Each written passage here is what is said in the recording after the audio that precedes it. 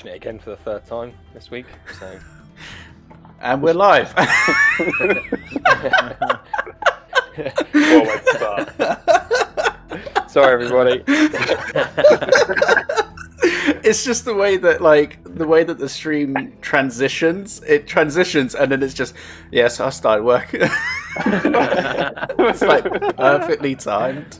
Yeah, we've got a life outside. We've got a life outside the stream. I'm not ashamed of that. No, your life is just DDandD. Oh man, yeah. Hello, everybody, and welcome. Hey, what's up? Yo. Welcome to another live recording of Dungeons, Dice, and Dudes. Hello, welcome. So, as always with this is just a live recording of the podcast. So, we don't really talk too much to chat. I mean, I certainly won't because, spinning like 10 million plates whilst they all simultaneously crash because, life. Finds a way. Oh, God, life does find a way. Jeff Goldblum, son What of a a man. bitch. Mate, he was great in Independence Day Resurgence. Phew. I mean, was he or? He's great in everything he does. Never question Jeff, ever. He's I a want to good watch man. that travel show he does on Disney. I need to watch that, yeah. What? Have you seen him reviewing Hawaiian shirts? Mate, I don't think your eyes could have gotten any bigger. That's probably the biggest they've ever been in my life. Yeah, you do have the tiny eyes of a shrew. No, I was talking Nah.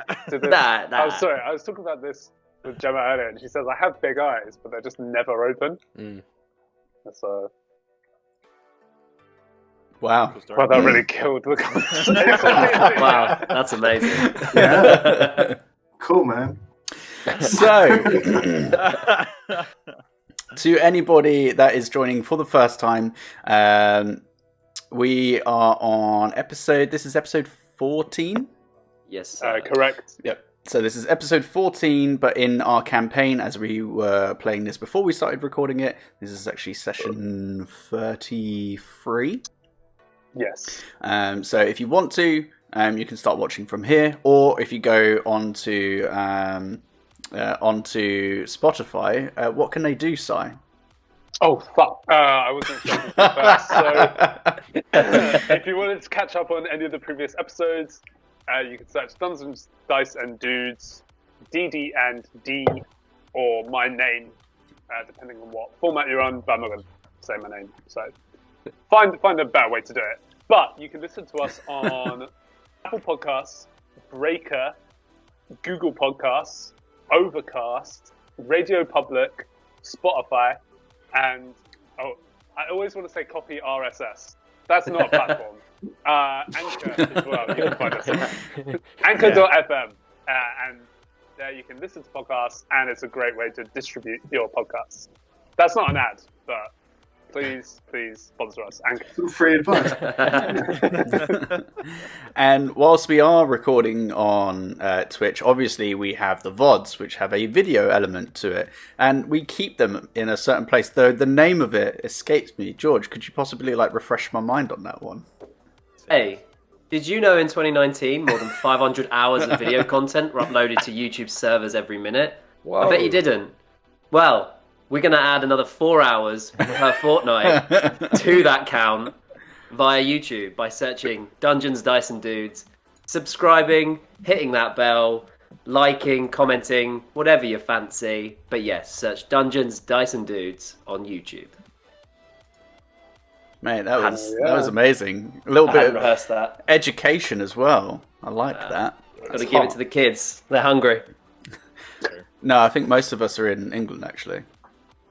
I see. Big brain time. Big brain.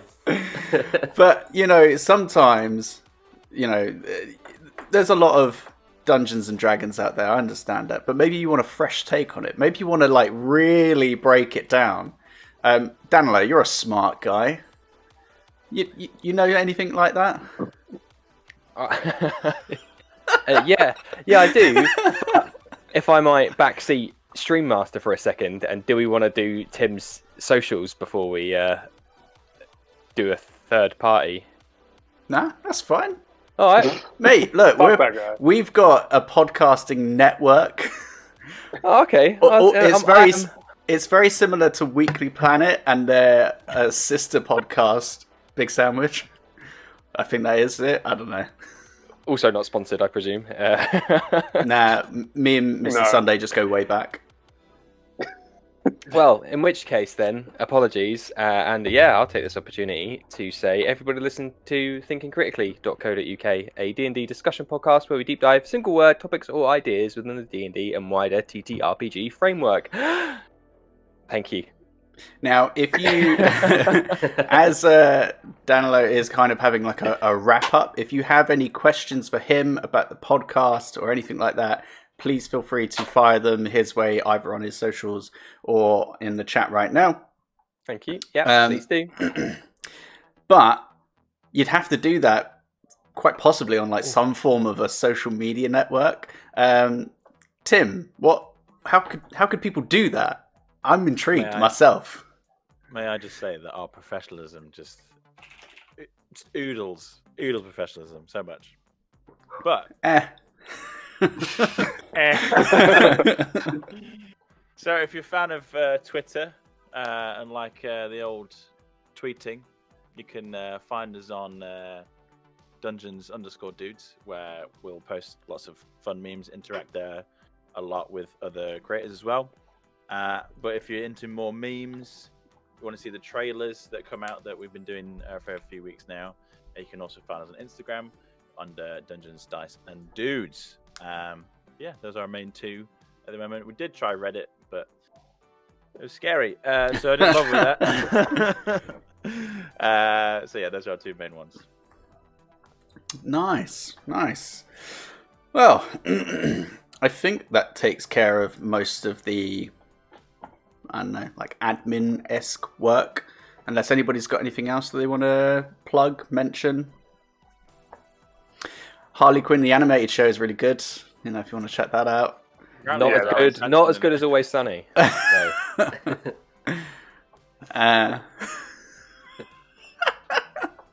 Anyway. Stars Brian What a way to Cranston. begin. It's alright, so I can cut out a lot of this. Anyway, we're going to start the session, as we have done for, I think, every session now. With a quick little recap of the previous one. Well, normally it's like most of them. Anyway, in the last session, the group had begun making their way from Brightshade to Ulum, a location where seemingly Ulrick was drawn to. During this stretch, Owain received visions from Seanin, though unsure of the nature or the purpose of them. The group also came across a convoy of refugees that were heading north, fleeing from Luxem, explaining that the war seemed to be getting worse as General Reinhardt had become more bloodthirsty than ever. With just under a day's worth of travel left before arriving at Ulum, the group noticed an ominous light coming from just beyond the hills. Quinn, using his magic to venture ahead, had found that a carnival had been set upon by gnolls. The group devised a plan and had launched a three-pronged attack, carving through them and taking out the group's apparent leaders. With the remainder scattering, the group pushed towards the big top at the center of the camp and prepared to enter. That was amazing. Yeah, sorry, I thought I'd mix it up a little bit, chuck a little salsa on there. That was Sprinkle of David Attenborough on that. It was lovely. Yeah, it's the Monster Energy Ultra, not sponsored. Hashtag not an ad. So I think we had just wrapped up with you guys kind of congregating in front of the big top that had two carriages that had kind of been almost like crashed together to make like a barricade in front of this big top. Would you like us to load up Roll20 so we can look at the map? You shouldn't have to for this. Okay. Yeah. Sabine's never had haste in her life, and I think she's just dropped out of haste. So she's literally sat on the floor, just like, just like feeling like shit because she has no idea what just possessed her, really, and is just like knackered. So she's just kind of sat there, like, just pointing at the big top and just like breathing heavily.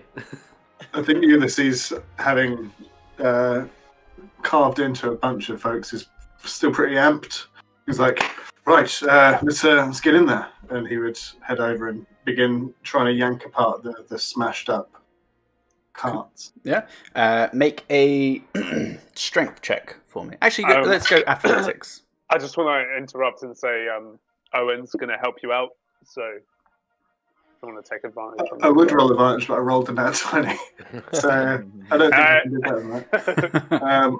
Athletics, that's a total of 28. 28. As Owen starts to be like coming up to help you, you just kind of stick your is it a great axe or is it a battle axe that you have? Great axe. Great axe. You kind of just jam that in the middle, and like with one like hard push, you like pop it, and it actually like pushes a great distance the two carts apart, giving you enough passageway for like one person to enter at a time. Make a perception check since you're kind of a little bit closer now to the actual entrance. Perception. Plus nothing to that, so 11. 11. You can hear that there are noises coming from inside, but that's as much as you can get. You can hear that there is something inside, but you don't know what. Is there any kind of illumination? There's like a faint bit of like what looks to be some sort of like torchlight kind of trickling underneath the like canopy, for lack of a better term. Mm-hmm. Is Ulysses in a position where he kind of has to hold it open, and if he doesn't, it shuts, right? No, they're on wheels, but they're still quite heavy, so they've kind of moved a little bit, and then they've kind of come to a rest. So you could probably push it apart a little bit more, but even the actual entryway to the tent is probably only like a 2-person wide entry point. You said you heard noises inside. Did you hear noises inside? I did, yes. There's I couldn't quite discern the nature of them there. It's quite dark as well. Who among you has the means of seeing in the dark? I'm afraid I've got human eyes. Speed just puts a hand up like that. I do. She's still sat on the floor. But DM. Hello. This big top. Is it? What structure is it made out of, from what we can see? And is it like a wooden scaffolding with like a cotton? More of like a leather. Doesn't burn quite as well. Okay, fine. I'll put that idea in the box. With no survivors. If it's full of knolls, I'm just going to set it on fire. But leather don't burn so good. So I would head back out and kind of give Sabine a look, notice that she's tuck it out, sat on the floor, and give Owain a look and be like, let's see what's going on. There's a noise of some kind, but it's difficult to see what. Those of you that are up for it, shall we? Yeah. Ulrich's behind everyone. You know that scene, I can't remember which Avengers it is, the one where they go back in time, Endgame, and like you see the Hulk just after raging, like smashing stuff up and like frothing at the mouth. That's what he's doing, just being a bit fun. Smashing up the dead bodies. Yeah. Tim, just quickly, you pump up your volume just a smidge for me. Of course. How Cheers. is that? Is that better? Mm-hmm. If Sabine sees you lot going in as a group, she will join you, but she'll be at the back, just like. I'll stay outside for the time being. Hey, for you to kiss again. You don't know, so it didn't happen to you. So You weren't there. That's Simon. You don't know about it. Yeah, Owen's gonna do whatever the fuck Ulysses says, so he takes point going in. he's going to go in. Cool. So is this? Are you moving the carts a little bit more so that you can go in side by side, or is one of you leading? Yeah, we'll You wanna go force inside them open a bit more. Cool. Just Okay. so there's a bit more breathing room. Nice. So kind of push that away a little bit more, creating a bit more of an entryway. And as you guys kind of start to open up the like curtains, again, lack of a better term, I'm struggling tonight. You can see that there aren't Maybe flaps. flaps. Curtains is better. Flaps. Yeah, I don't like that. You as you kind of start to part them, what little bit of light from behind you from various fires that are still kind of burning away on some of the tents kind of bleeds in a little bit, and you can see that there are what appears to be a couple of humanoid figures kind of to your left and to your right, but immediately before you, you see what looks like a bit of kind of set of eyes, and then another set of almost like reptilian eyes, and then another set of eyes, and then immediately before you, you see what looks like a massive ball of fire. Could I get... So Ulysses, Owain... Yes. And then Ulrick and Sabine, were you heading in, or Sabine, were you still sat down? She would have started to, but she'd be quite far back, but like dragging herself in, so very slowly. Let It's up to me you. just double check the range. I was still outside smashing shit up. I wasn't ready to Yeah. calm down yet. I'm still raging. And I was looking after you, of course. So. Of course. Yeah. You weren't just hiding. No, he's giving me my lullaby. So I'd Someone calm has down. to care for poor Ulrick, and it often falls to me. It's a dirty job. Often, literally. Yeah. Mm. I mean, Oh, shit. yeah, Okay. knowing him, definitely. Yeah, so I'd say anybody that was entering into the big top would have to make a dexterity saving throw for me. Would that be a disadvantage for Sabine dropping out of haste? No. I think that's just like a magic item that causes you to like get winded, essentially. I believe you would have a +4 if you're next to me. You get, or within 10 feet of me, you get +4 to whatever you roll. I really needed that. Or of protection, baby. For me, that is an unnatural 20. For Okey-dokey. me, that is an unlucky 9. Wow. That's with the +4. Okay. And I'm guessing I'm not like Sabine's not close enough to the Ulysses for that. Plus, If you're within 10 feet, yeah, so it's 12. Okay. It was a bad roll. Owain and Sabine, you take 31 points of fire damage. 31. Yep. I guess I can't half that. Do you have evasion yet? I don't know how your multi-classes. Nah. Okay. And then Ulysses, you take 15. cool. As just like for Quinn and Ulric, all you see is like a torrent of flames just like engulf the rest of your party and come jettisoning out of the front of this big top. Good thing it's made out of leather.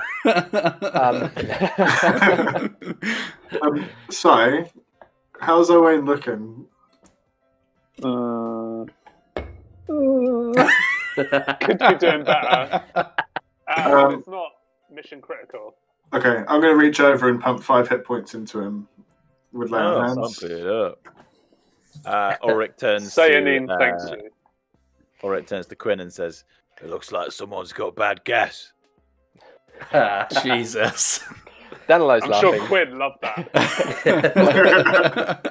No, Quinn is like, perhaps we should go and check on them. He does not poke his head around the side because a column of fire just came out. So I just kind of call, are you guys okay?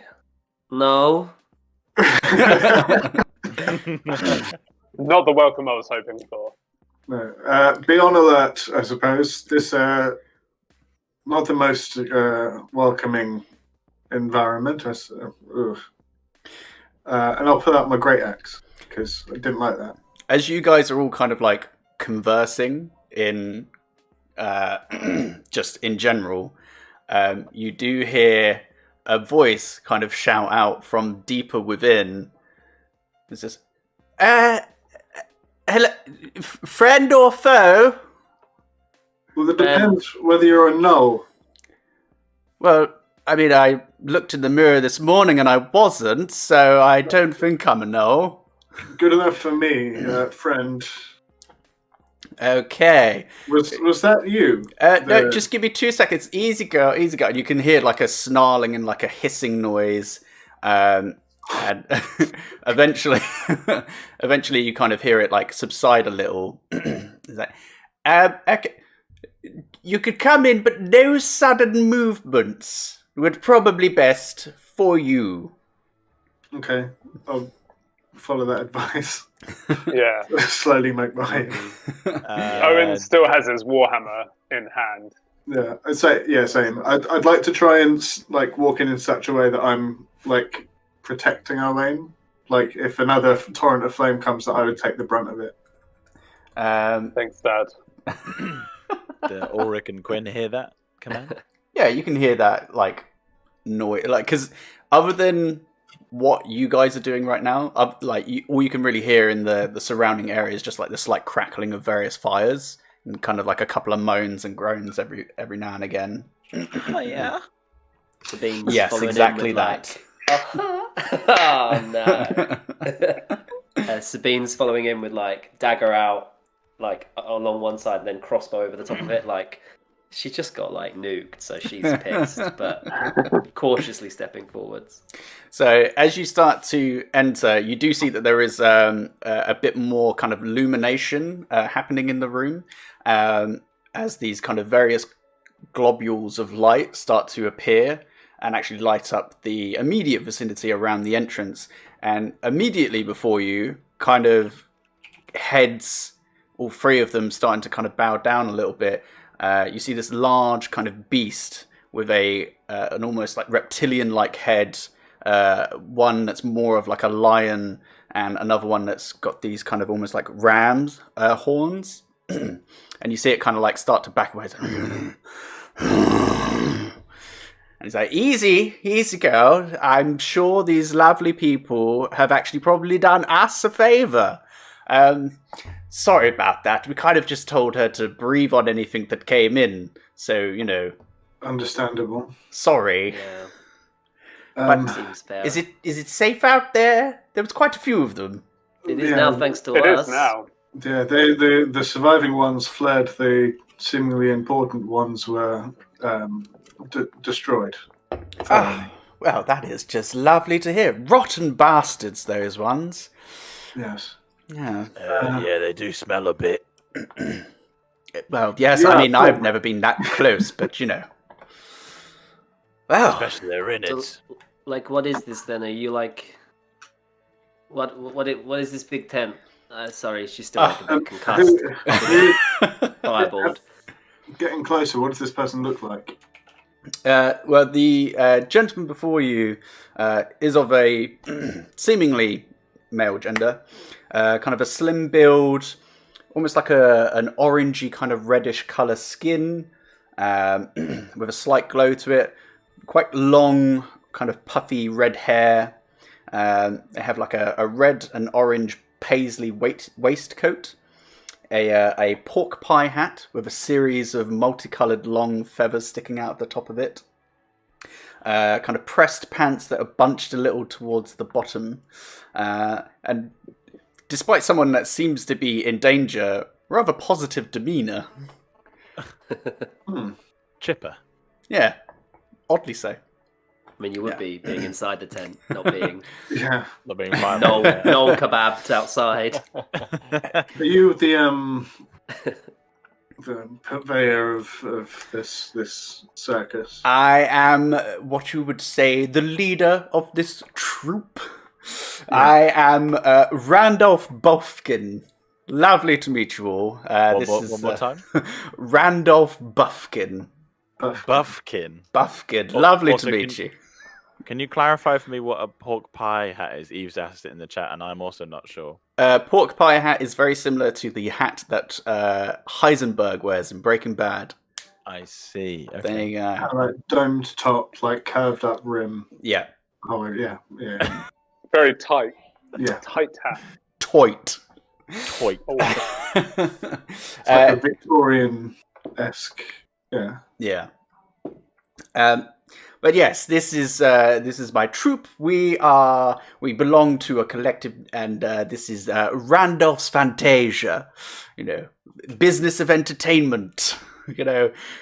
Expect the unexpected, magical displays, feats of incredible strength, all that lovely stuff. Well, But, those feats of incredible strength would have been quite useful out there. Yes, that is a great point. However, a lot of us aren't necessarily, skilled at fighting off that many. We've handled a couple of gnolls in the past, and at first it just seemed like that, and we got rid of them, but unfortunately their numbers kept coming, and we kind of thought, let's just defend somewhere. Not everybody made it, so that's going to make things difficult for the coming show, but nevertheless, we will persevere. Do you need more performers? Because we're a very talented bunch. I mean, it's not.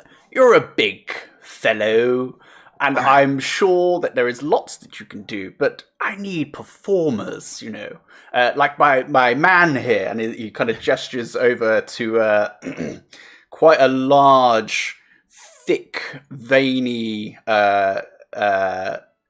almost furred humanoid-looking creature with like quite a big puffy mane, a bit of a snouted face, bulging biceps, bit of like a sleeveless tank on top of him, who just seems to be wielding like a massive hammer, who just kind of grunts. My good friend here, Iron Mane, lovely man of few words, but he can do some incredible feats of strength. But he's got a bit of charisma about him. Like, it's a mystery. You don't want to know him, but you do. It's crazy. Love him. Certainly. Yes, he's an impressive fellow. Again, he could have been quite useful. What brought the ire of these gnolls to your door? What were they after? Now, I'm not going to lie to you. Not entirely sure. It's a bit strange that they would just be roaming the plains. We've definitely run into them in forests and towards the base of the mountains, but this far out, I don't know. It's odd. Yes. It's a bit odd. It's a perfect word. That they would continue to pursue you. I can't help but think they were after something in particular. I mean, my electric personality, possibly. But, I mean... Do I believe him? I don't believe him, but can I roll insight? Sure. It's not bad. To do it, unnatural 20. 16 plus 4. There's an openness to him, which, as a man of entertainment, there's got to be a certain element of kind of letting people in and feeling like they're connected to you. He doesn't seem to be hiding anything from you. Okay. I mean, quite honestly, typically what they do is, you kill a few of them and then they kind of all scurry off and they do their own thing. But they just kept coming and they kept killing and they just kept pushing. Typically they'll kill a few, even if we can't kill them, and then they're bugger off. They've got their food, they're done for. But no, they were persistent. Were you mid-show when they attacked? We were doing a little bit of practice. We're just on our way to Ulum, so we kind of wanted to get a few more extra hours of, practicing. Yes, it's not always that easy flipping from pole to pole. Oh, are you? Oh, yeah. Splendid. I mean, to be honest, it's not that surprising. There's quite a few people we've seen that are heading this way. I suppose it's that time of year, Yeah, that and growing unrest. So all of the people outside that have been, maimed and They're probably your murdered. team. Are they? I mean, the vast majority of them, yes. I Right. mean, unless someone stumbled in, we've been at it for a little bit now. Some of us have tried to, hold off pockets, but it started looking a bit dire, so the most of us just kind of rallied in here, and we got old Betsy here to keep an eye on them. This is Betsy. Oh, What yes. is Betsy? She's a good girl she is, aren't you? And you can see that, like, 2 of the heads are quite into, like, the scritches and the patting, and the rammed head one is just kind of giving most of you a serious, like, eye. Do we know what they are? What that thing is? Yeah, I mean, whoever wants to, you can make a history check. Bean's intrigued. Not with history, bro. Oof, no, I'll join, 10. I'll join in on that. Mhm. 30, 16. 30 16. 20. 30, 20. 16. Dirty boy. 10. Okay, so Quinn and Ulysses, Quinn more so, but Ulysses, you've definitely, you recognize what you see as descriptions that you've read in the past of a chimera. Typically not creatures that are domesticated in any way, shape or form. So it's quite rare to see one in this environment. And yeah, so same for you, Quinn.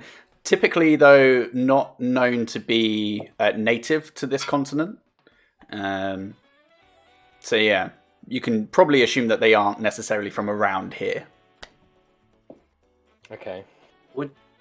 I was going to say, would Sabine know what it... I know she's rolled a 10, but based on where she's from...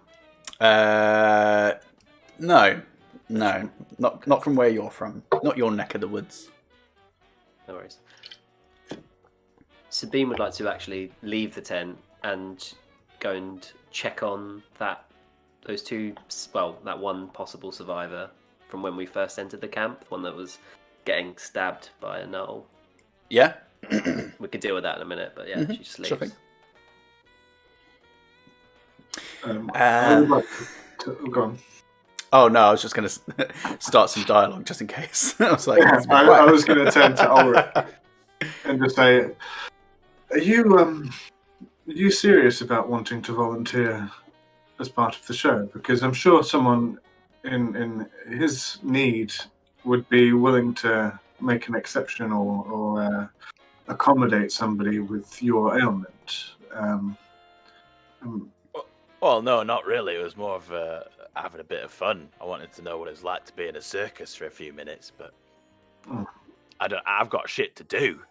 Certainly, No. which is what gave me pause. But I was going to say, if it's something you really desired, we could certainly ask. I mean, it's so very nice of you to think of me being part of a circus, but I don't think I'd fit in if I'm honest, you know. You'd be surprised. There's plenty of clowns here. What are you trying to say? You know what I'm saying. All right, fair enough then. And I'll give him a clap on the shoulder and start just surveying the That's very inside sweet of of you, the Rob. well, with the extra bits of light, it's a little bit easier to see around here, and for the most part, there's a series of kind of bleachers set up around the perimeter of this big top, and there's a few other individuals. Most of them look fairly exotic. A lot of them are of a race that you have either only seen rarely or have never seen before. So it's quite an eclectic grouping of people, but for the circus life, that is kind of par for the course, really. But Cool. yeah. I mean, obviously, you know, we owe you a great deal of thanks. Bit tight on cash, not going to lie. So, I mean, I'd love to give you some sort of recompense for the beating that you've dealt out this day, but probably have to wait until we get our upfront payment for the series of shows that we're going to be doing in Ulum. I hope you don't mind. I mean, obviously, we're not going to be... It's kind of hard for us to hide. Bit flamboyant, kind of in your face. Who's going to be paying you? Well, hopefully just the city guard themselves, but the money kind of comes from the king and the royal family. Just entertainment, it's the harvest close, so things are gonna get rambunctious. Oh, is Monolum run by a royal family then? I didn't know that. Yes, I mean, are you not from around here? I feel like most people would know just the basics, really. No, but neither are you. So, DM. Oh, the shady bitch! The shady bitch! I ain't got time for No. flamboyancy. How Amazing. far from Monolum are we? At this point now, you probably another 6 hours. Not super far. You'd reach it within the next day at least. Okay, so after that brilliant response of mine, I would say... Was that? Did you just use cutting words? I'm not yeah, fast. I would say, perhaps we don't need money. Perhaps we'll just take a wagon and a couple of horses.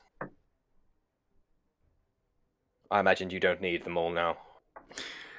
It's quite presumptuous of you. I mean, you come into my tent. You insult me. With the greatest of respect, you'd all be dead if it weren't for us. Precisely. It's true. You'd be being eaten by gnolls right about now. Seems like your large lion friend over here is awfully impressive physically, but can't do shit. Your big lion, goat, dragon thing is great for deterring invaders. It's a guard dog that clearly isn't up to scratch. Go on. How dare you?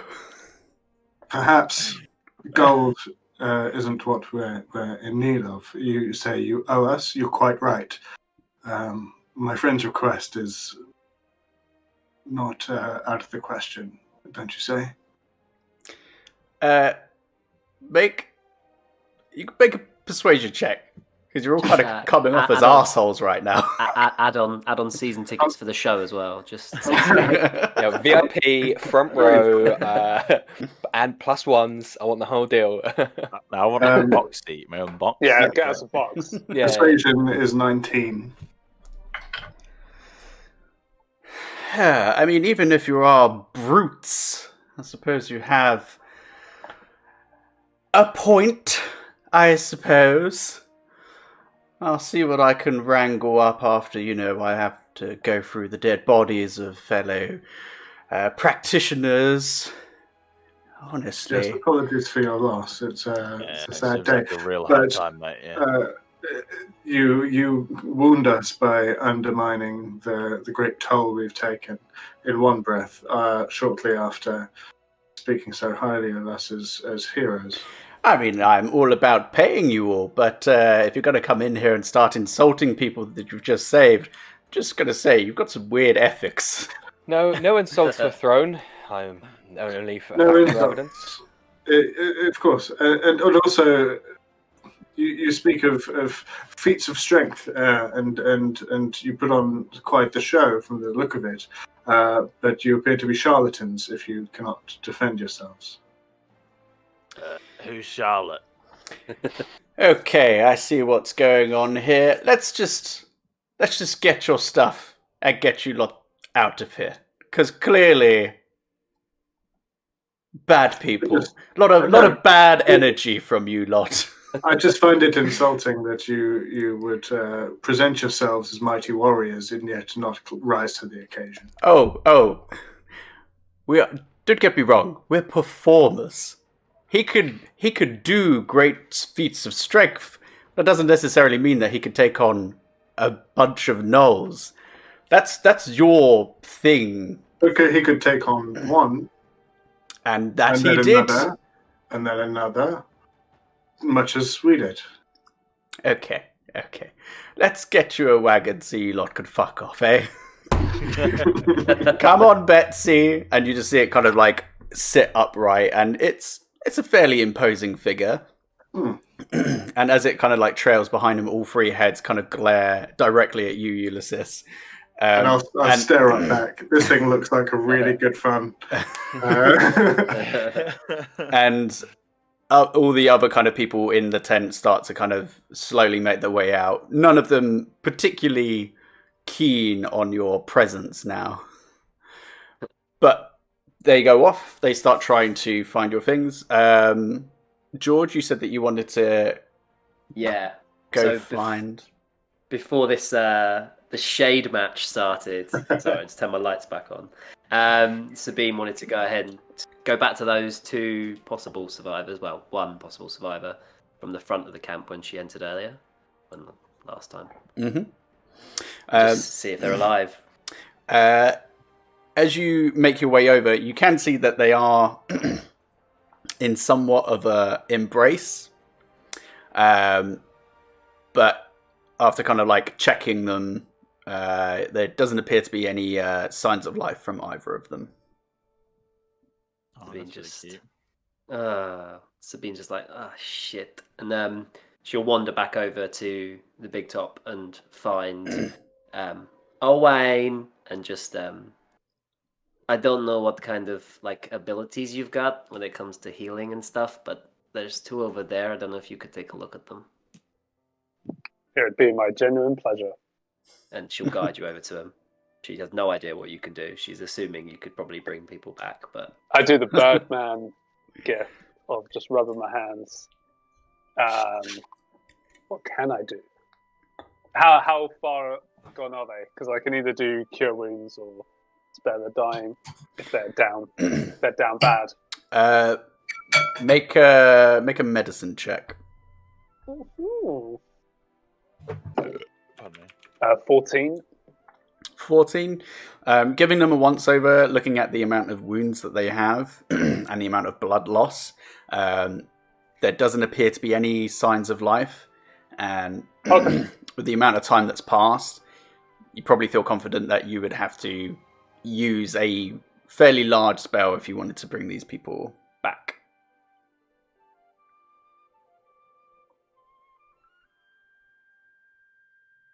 so what do you think?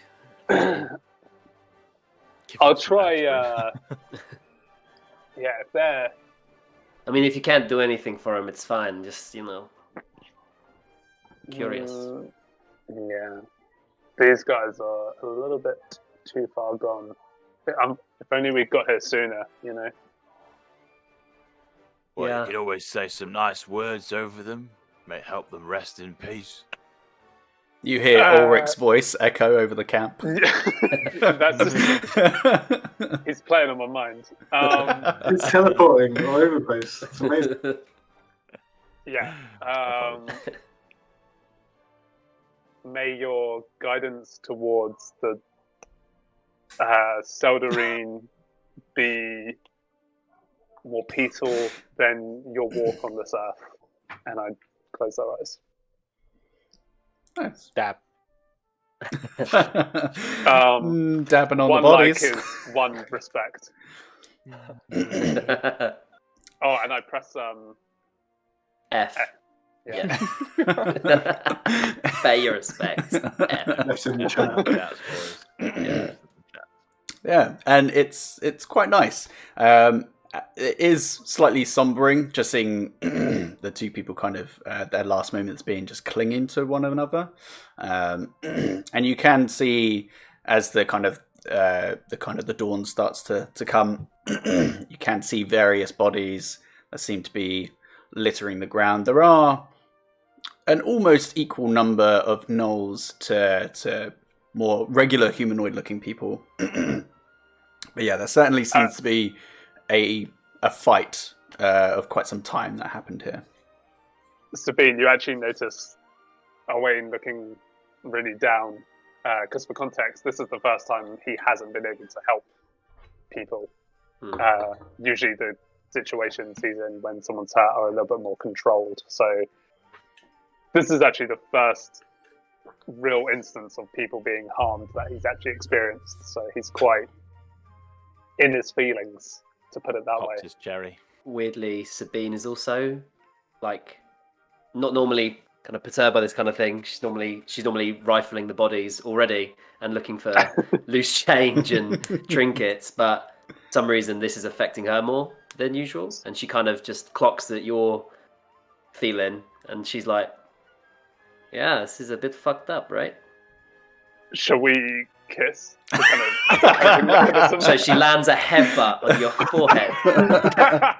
Yeah, because she's taken Owain. Well, we're gonna deal with that later. we're gonna deal with that. We're gonna have so much incest in this fight right now. Yeah, so Sabine just like looks at you and just nods, and then wanders over to what was his name with the pork pie hat? I have my notes. I've just forgotten. Randolph. Yeah, Randolph. I really, really want a fucking pork pie now. I don't know about you guys.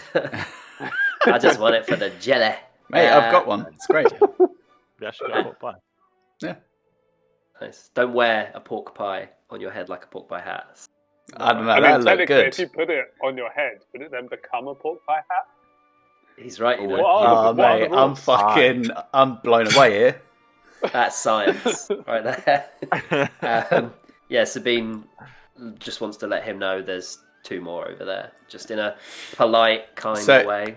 As you come over, immediately you can sense a level of frostiness in the air, as there are various people that seem to be collecting dead bodies, putting out fires. You can see that there is one individual who seems to be levitating various bodies into a cart. But you kind of come up and just clear your throat. Hello. Yes. There's two more over there. My friend Owain tried to bring them back, but he had no dice. So just wanted to let you know. She's like quite chill about how she's saying it. Like no up tempo-ness, nothing. Just somber.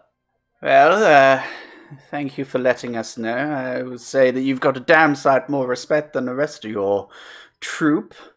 But what did I miss? Just perhaps it's just some mixed, not wires because they don't exist. Mixed straws. Right. Yeah, we're an odd bunch. I'm sure. I'm sure we'd get on just great under not so stressful circumstances. You've got a look about you. You've got a bit of she's dark, she's dangerous. Ooh, I'm aroused, but I'm scared. Oh. You're very perceptive. You're very perceptive. Thank you. I've been around for quite some time, but in all seriousness, thank you very much. Apparently, you didn't want monetary value, so that actually makes things a little bit easier. What? So we're just organising a cart for you all so that you can. I mean, no offense to you, but jog on. But hey, if you're heading to Ulum, you are more than welcome to stop by the show. I guarantee you'll see at least one thing that you'll be like, Sorry, it's been a long day. Showmanship's draining. Yeah, I know, I can imagine. Do I get a meet and greet with Betsy if I come and visit? Because I'm intrigued. I mean, if you are planning on hanging around, by all means, I can. She doesn't tend to like strangers that much, but I'm sure that we can get her acclimatized to you. Maybe in Ulum. I know our friend, the big green one. He's got quite a time kind of based thing he needs to do. I have a name. God. And his name is Ulrick Bloodstone. Hey, but maybe in Ulum. Absolutely. Maybe we'll get you backstage. Maybe show you a couple of secrets. Okay. Yes, absolutely. Well, it was a pleasure to meet you. Oh, I'm Sabine. Sabine. Nice to meet you. Lovely name. Lovely name. Right. Well, anyway, tell your friends shouldn't be too much longer. I'm sure that we can find a wagon that doesn't have too much blood of my fellow compatriots. Sabine just wanders over to you, tells you should have the cart soon. Did we have an opportunity to search the bodies of the various gnolls that we massacred? No, we haven't. Yeah, no, not yet. And they are still there. They seem more kind of focused on their own as opposed to actual gnolls. Tell me what it is. It's investigation. Come on, baby. Yeah, I'd like to head out and, in particular, the two big ones, the spell boy and the stabby boy. Yeah. If you're both doing it, then both roll investigation. It's 18. 18, nice. 25 total. 25. Look at me, I can investigate. He's a rogue, that's his thing. Sorry, I just bit it because literally every investigation roll I do is like 4. Nah, you've had one good one. Nah, you're right. That's ridiculous. That's almost more insulting. You've had one good time. Both of you, as you kind of head up, is there anyone in particular that one of you are looking over? Well, you were focusing on the two big ones, so I guess. Yeah. So you're just doing like a general scan of all the bodies. Yeah. Cool. So we'll start with that. Giving all of them over the next, say, like 30 minutes or so, a kind of thorough once over. And there's like a smattering of coins in like pouches that they have. Probably find about in an assortment of coins, like 50 gold. But most of what they have are just like rusted, kind of jagged metal blades, bows that are somewhat splintered and kind of just held together with bits of string. Like, it's nothing that you would really like. You could probably take it and maybe sell it on, but it's not well kept instruments. For you, Rob, 18, didn't you say? 18. Yeah. Similar story, though the larger one, the kind of the thicker one that had the free kind of headed flail. Other than that, seems pretty barren. It has some sort of like makeshift like armor on it, some like shoulder pieces and a chest piece that's some kind of like patched together. Again, doesn't look like it would actually garner much value, but just seemed serviceable for it. The flail itself seems well made enough. It's almost like a black metal,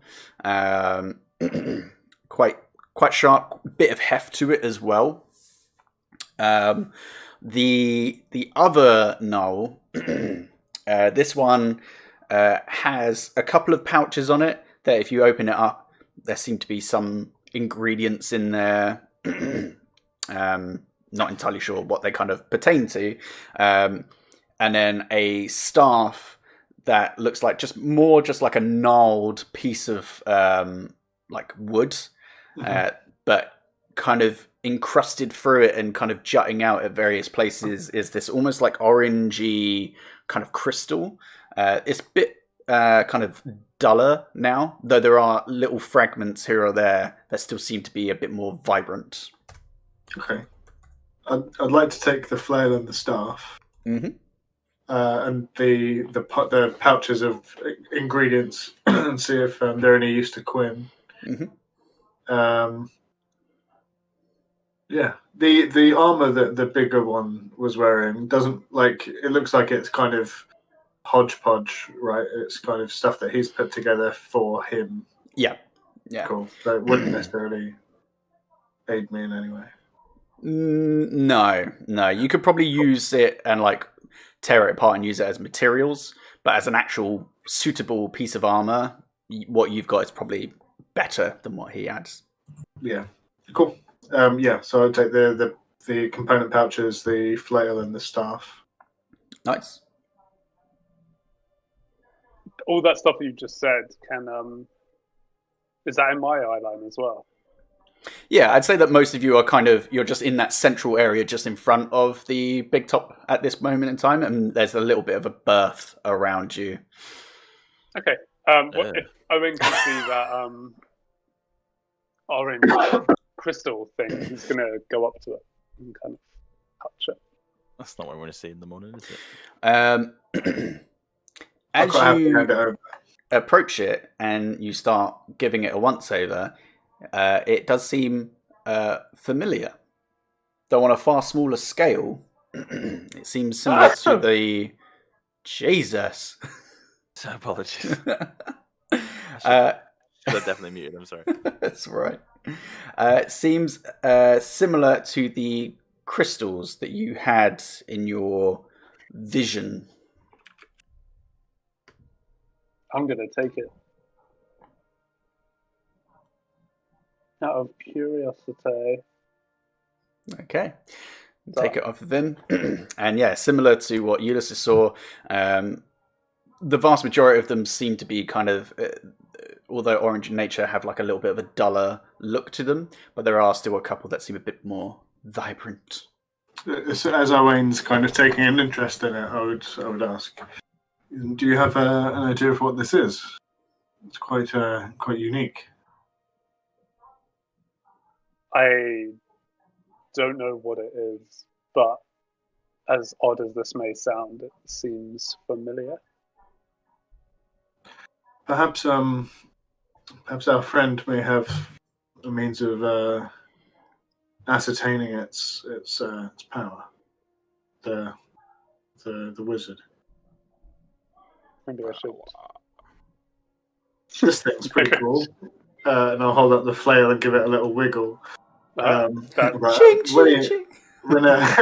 When he hit me with it, there was a strange sensation that I kind of felt a pull of some kind beyond the yanking of its claws sinking into me.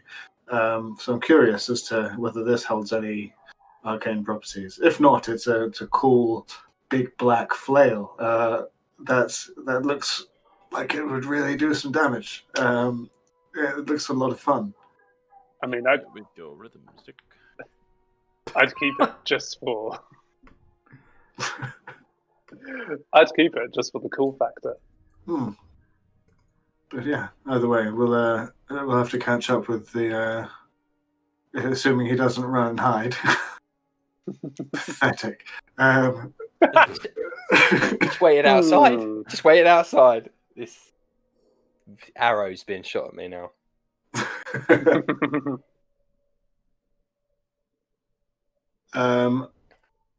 Yeah, I would sit and wait and let them kind of get on with tending to their dead. Yeah. I also I think over time would start to feel a bit bad about how admonishing I was about them being unable to fend for themselves. Yeah. Well, if you want to, because it's going to take a bit of time for Sabine to have done a once-over on the entire camp over all the gnolls, you could have a short rest if you want to, although it's kind of dark anyway, so you'll probably be taking a long rest soon. So, up to you. I'm taking a short rest. Cool. Shit, yeah. So if you want to, treat this as a short rest, as most of you are just kind of waiting around for them to tend to their dead. Sabine doesn't get a short rest, right? Because she's looking around. I'd say over the course of them kind of sorting through the remains and then trying to source you a wagon that hasn't been burnt or destroyed, you could have like a rest in there.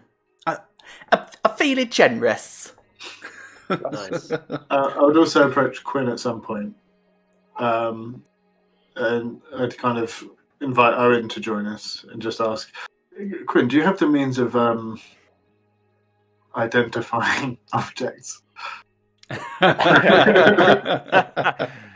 Ascertaining the nature of a potential arcane property.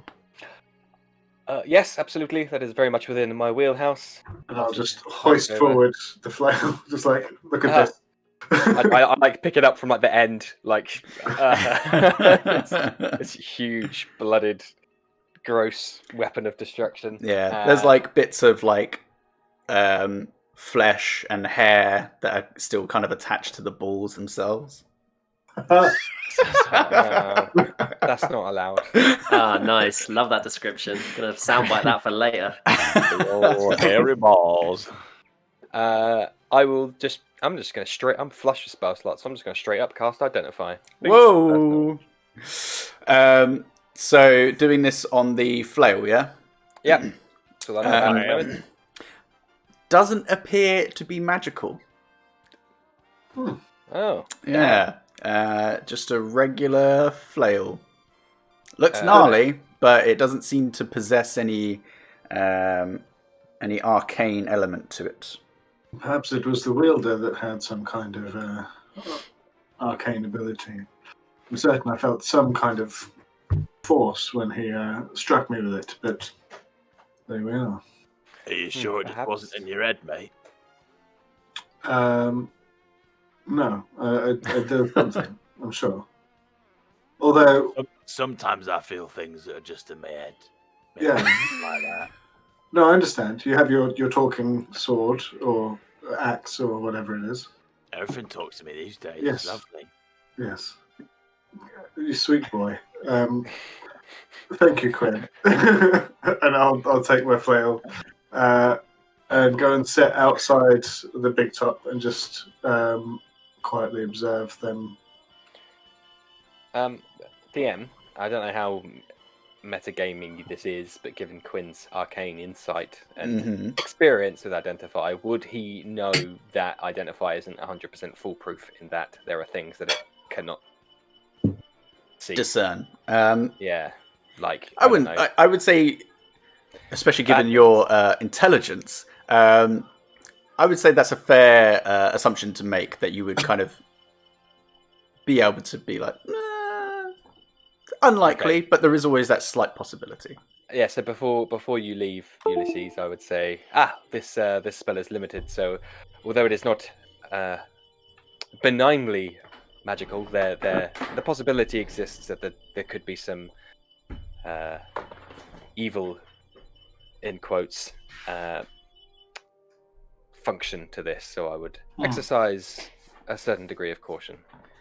I appreciate your candor. Thank you, Quinn. Also, I should take an opportunity. I believe in a snap judgment, you may have saved me a great deal of pain at the hands of our large green friend. Thank you. That's quite all right. It is it's an anxiety that I have for myself one day. So perhaps when the tables are turned, I might need to rely on you in kind. Certainly. I'm sure I'll be, in the heat of battle and not stood on the sidelines. So, yeah, you can count on me. I mean, I'm sure I'm not going to attack you guys again. Don't worry about it. You can't be sure of that, mate. Nope. You just I'm don't make promises you can't keep. Making a quick note. I'm just like fucking poking the bear. Queen would probably get the impression that when Ulysses said, "I'll be in the heat of it" and not stood on the sidelines, it was meant as like a tease and not like an actual. Ah, okay. All right. You get this one, Rob. Win this round. Cool. Owen's then No. gonna show Quinn the crystal and be like, "What can you tell me about this?" Simon, you dickhead. Quinn is gonna say, yes, this one might take a little bit of time, I'm afraid. No. Daylight Just- robbery. Tell me now, because I'm not willing to give it up. What are these type of crystals used for mainly? Okay, would I know? Um, Top of my head? I can roll. I am trying to remember when you came into the campaign. I don't think you would. Well, it was before Owain. Come on, I don't know. Yeah, he doesn't know either. Would any of us recognize those crystals? If you are all paying attention to what is happening right now, right this instance. You know me, Ulrick's always paying attention. Just for that, you're kind of just staring off into space. However, there's a slight glint that catches your eye, and Sabina. Yeah. Sabine, as you come back over from investigating the various knolls, you both kind of look at each other as these crystals are very familiar to you two. Remember. Oh my lord! I've clocked it. Oh, got you. Right, In which 3, case, 2, 1, no. all say a different thing. No, I am not familiar with their use. Yeah, Sabine, these are you've seen various different crystals in your time and different gemstones. This is unlike anything that you've ever seen before, at least in the way that it looks. Being studied in the ways of the arcane, there is definitely a pull or a pulse to this, but it is not something that you have ever encountered before. Okay. You're saying so- Ulrick was staring off in the distance and not seeing that? Oh no, I was just saying that you were just doing nothing and staring off in the distance, and then you saw it. I was just throwing Sabine's shade. also seen it as well.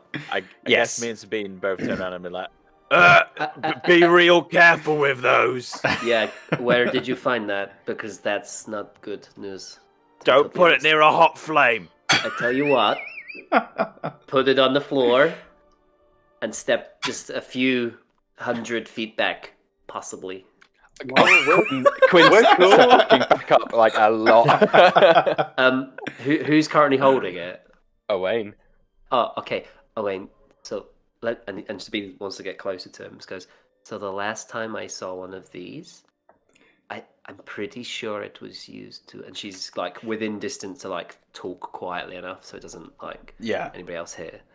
I'm pretty sure this was used to blow up some of Luxem and a few of its people, and basically started the war. So I'd be very careful with it, and I'm. He slowly starts to like kneel down. With a Put it on the passive floor. insight of 14, I've only got a 10 passive perception, so I probably wouldn't hear them. But with a 14 insight, would I gauge from their reaction, this is trouble? Oh, yeah, Sabine and Ulrick are not being discreet, so it helps. 'Cause that's not what we do. With that, then, I would probably get up and feeling some kind of danger, I'd try and find Roddy. Rodney? Is Oh, it Randolph. Oh, Randolph. Randy. Randy. There we go. Randolph. Yeah, Randy. Rudolph. I'd try and find him. I know he's busy, but I'd want to approach Randolph. Yeah, he's currently stood kind of what looks like he's got a hand on the shoulder of a bird featured person. Yeah, and just seems to be making like weird noises to them. Cool. It's just like I know, it's a terrible time. I'm terribly sorry. I hate to interrupt. It's the you and your- arsehole. What can I Yeah. do for you? Well, to begin with, my apologies. I was fresh from the heat of battle and did not take into account that I'm sure you did your best to keep you and your people safe. So, firstly, sincerely, I apologize. Secondly, I fear the danger may not quite have passed. I'd ask that you remain calm, but you hasten your efforts to pack up and move your troop towards Ulum. First of all, takes a big man to apologize. Takes I'm an a even very large man. Yes. I can see the muscles. So put her there. Kind of extends his hand for a handshake. Go for a Shakes handshake. it. I won't squeeze too hard. It's actually quite warm. It radiates a bit of heat from it. And second of all, good to know. I will try to quicken our pace. Yes. We for the have sake of your all of our lives, probably worthwhile. lovely. Okay, We already specifics, have. but my friends are quite worried about something. Well, we already have a wagon for you. It's only got one horse, but Well, if you're, I had a thought. If you're, it seems as though it would be wise for you to also move on. So why don't we accompany you on the journey? Well, it's going to take a little bit of time just to get the big top down. That's the big one. Let's snap to it then. Come on. So, leading you away, and as he does, he kind of whistles over and just says, Lily, could really do with your hands. Maybe just speeding things up a little bit with this one. And they, this kind of third, rather tall, lanky woman kind of looks over and like, yeah, anytime, I'm ready to help out. And just kind of has like a big stick with them and kind of moses on over. This sounds amazing. So you and various other people begin kind of bringing the big top down, which for the most part is just kind of ripping away the kind of walls of the lower section and then pulling everything down. It does still take some time. But you can see that most people, there is a bit more kind of gusto to them pulling down whatever tents they can salvage from everything that's been either slashed, bloodied, or burnt. In this time, currently, you guys are just stood in a circle, a big wide circle, around a stick. Yeah. So I would let them know, like, we're going to help them pack up and go, because if this is as dangerous as it appears to be, I suggest we get them away from the danger. look, I'm only speaking from experience. The last time I saw one of these, it wasn't good news. But then also, the last time I saw one of these, I sold it on for a bit of coin. So, So what you're saying is we should stuff our pockets with this. Yeah. well, I'm starting to Ulrick see. goes to pick them up No, and put them in his pockets. no. Make a strength check to pull it Well, they're out of attached to a the... stick, right? Yeah. Yeah, they were kind of like embedded into it. Oh, I thought you had it, Si. I thought your character had it. I put it on the floor. Ah, right, okay. Okay, Yeah. well, I'll just pick up the stick then and just pop it on my back. Okay. No, Ulric, I'm the trustworthy one here, so you're certainly not. I'm You just- nearly yeah. killed me. Yeah, it Look. wasn't me though. That was No, but your physicality, your form, whether it was under your control or not. Imagine they come back, another one of them. They warp your mind and they tell you to blow yourself up well, with that stick on your back. Actually, that could very be. good thing that I have it then, because if that does happen, then your guys will be safe. No, Logic. that's not how explosions work.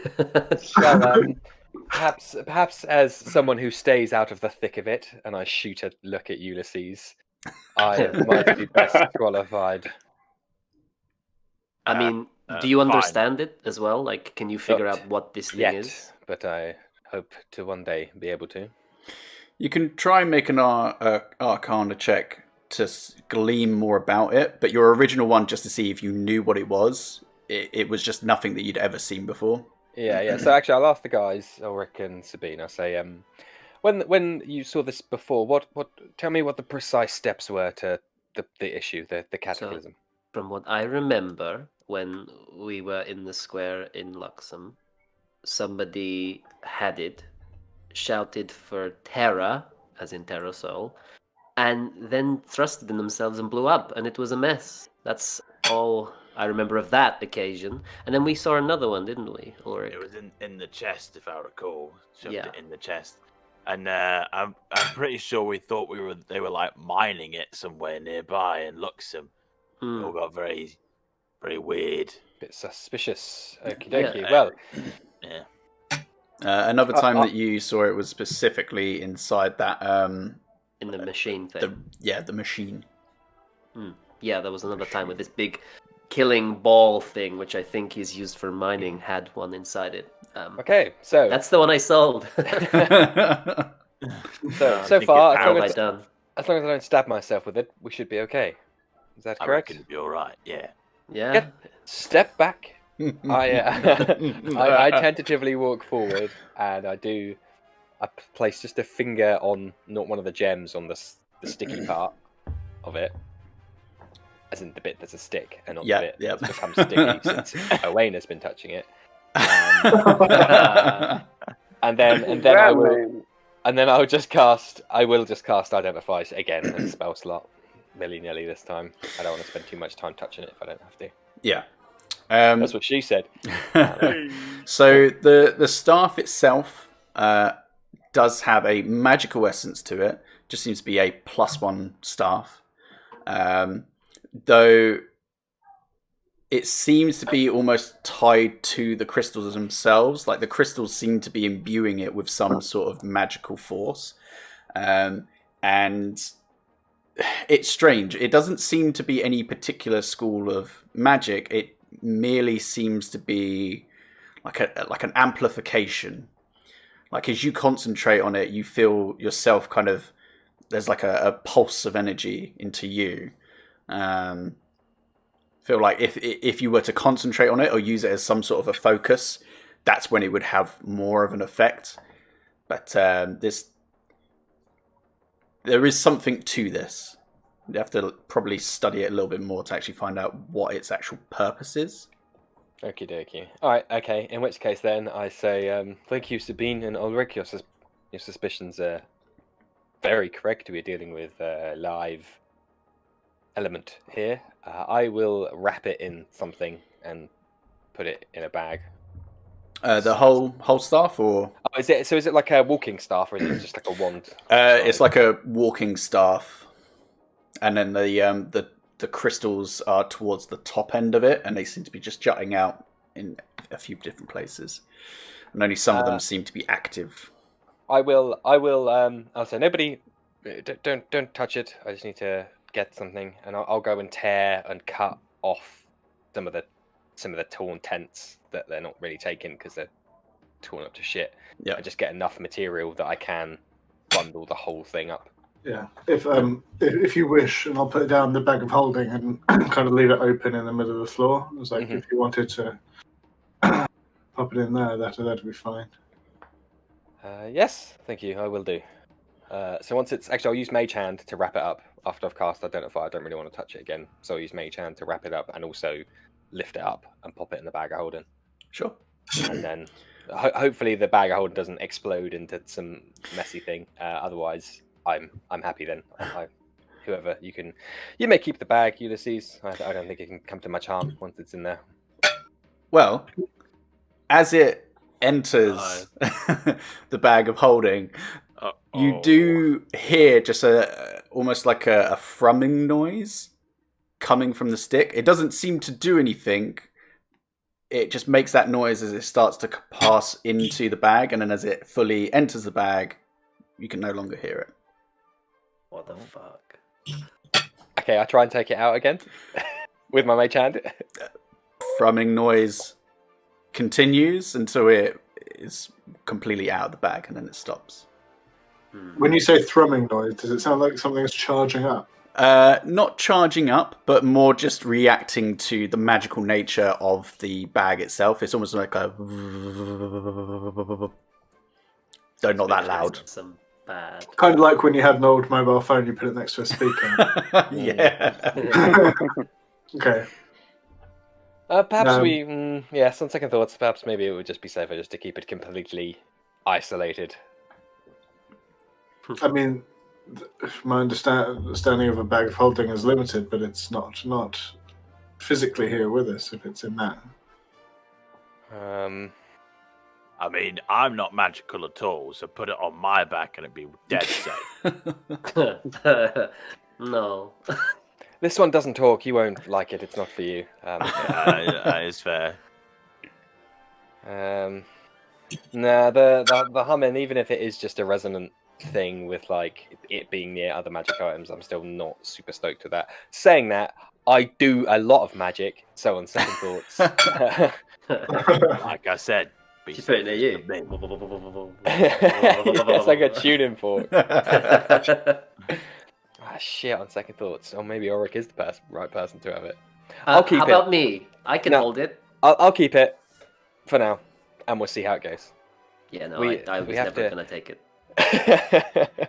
It's some experimentation required, so I'll keep it on my person, see how it goes the next couple of hours, and we'll take it from there. I'm not going to say I told you so when we all blow up and die, but I probably will. Quinn, can Great. I borrow you for a minute? Let me just check my wisdom. Shit. Yeah, so I'm just like, yes, another magic item, I presume. No, I start rubbing my hands together for identify again. Sabine just wants to walk you away from the group. And just, first of all, with this item with us, it's got me a bit worried, considering, we're on the run from one city for false presences for, starting a war with something similar. And now we've got another one on us, so I would say just be super cautious with it. And maybe don't share that information with the other two. Ulrick obviously knows, but... Understood. No, that is actually very, very wise. I must admit that thought had escaped me. No, quite. Don't want to look like we're smuggling weapons into another city that could cause some major problems. No, understood. Perhaps when we get a bit closer, it might be prudent to actually secure it outside somewhere, and leave it for the time being. Yeah. Bury it somewhere. Oh, you're not here. Three's a crowd. Oh, really? I like to think he just popped in from the side. From off frame, just the head. Push him away. And how are you feeling? Are you okay after that little altercation? Oh no, I've had some some time to wind down a little bit and gather my senses. I'm okay. Also could do with a long rest at some point, a decent night's sleep that isn't in a cave, but apart from that. Yeah, things got heated, right?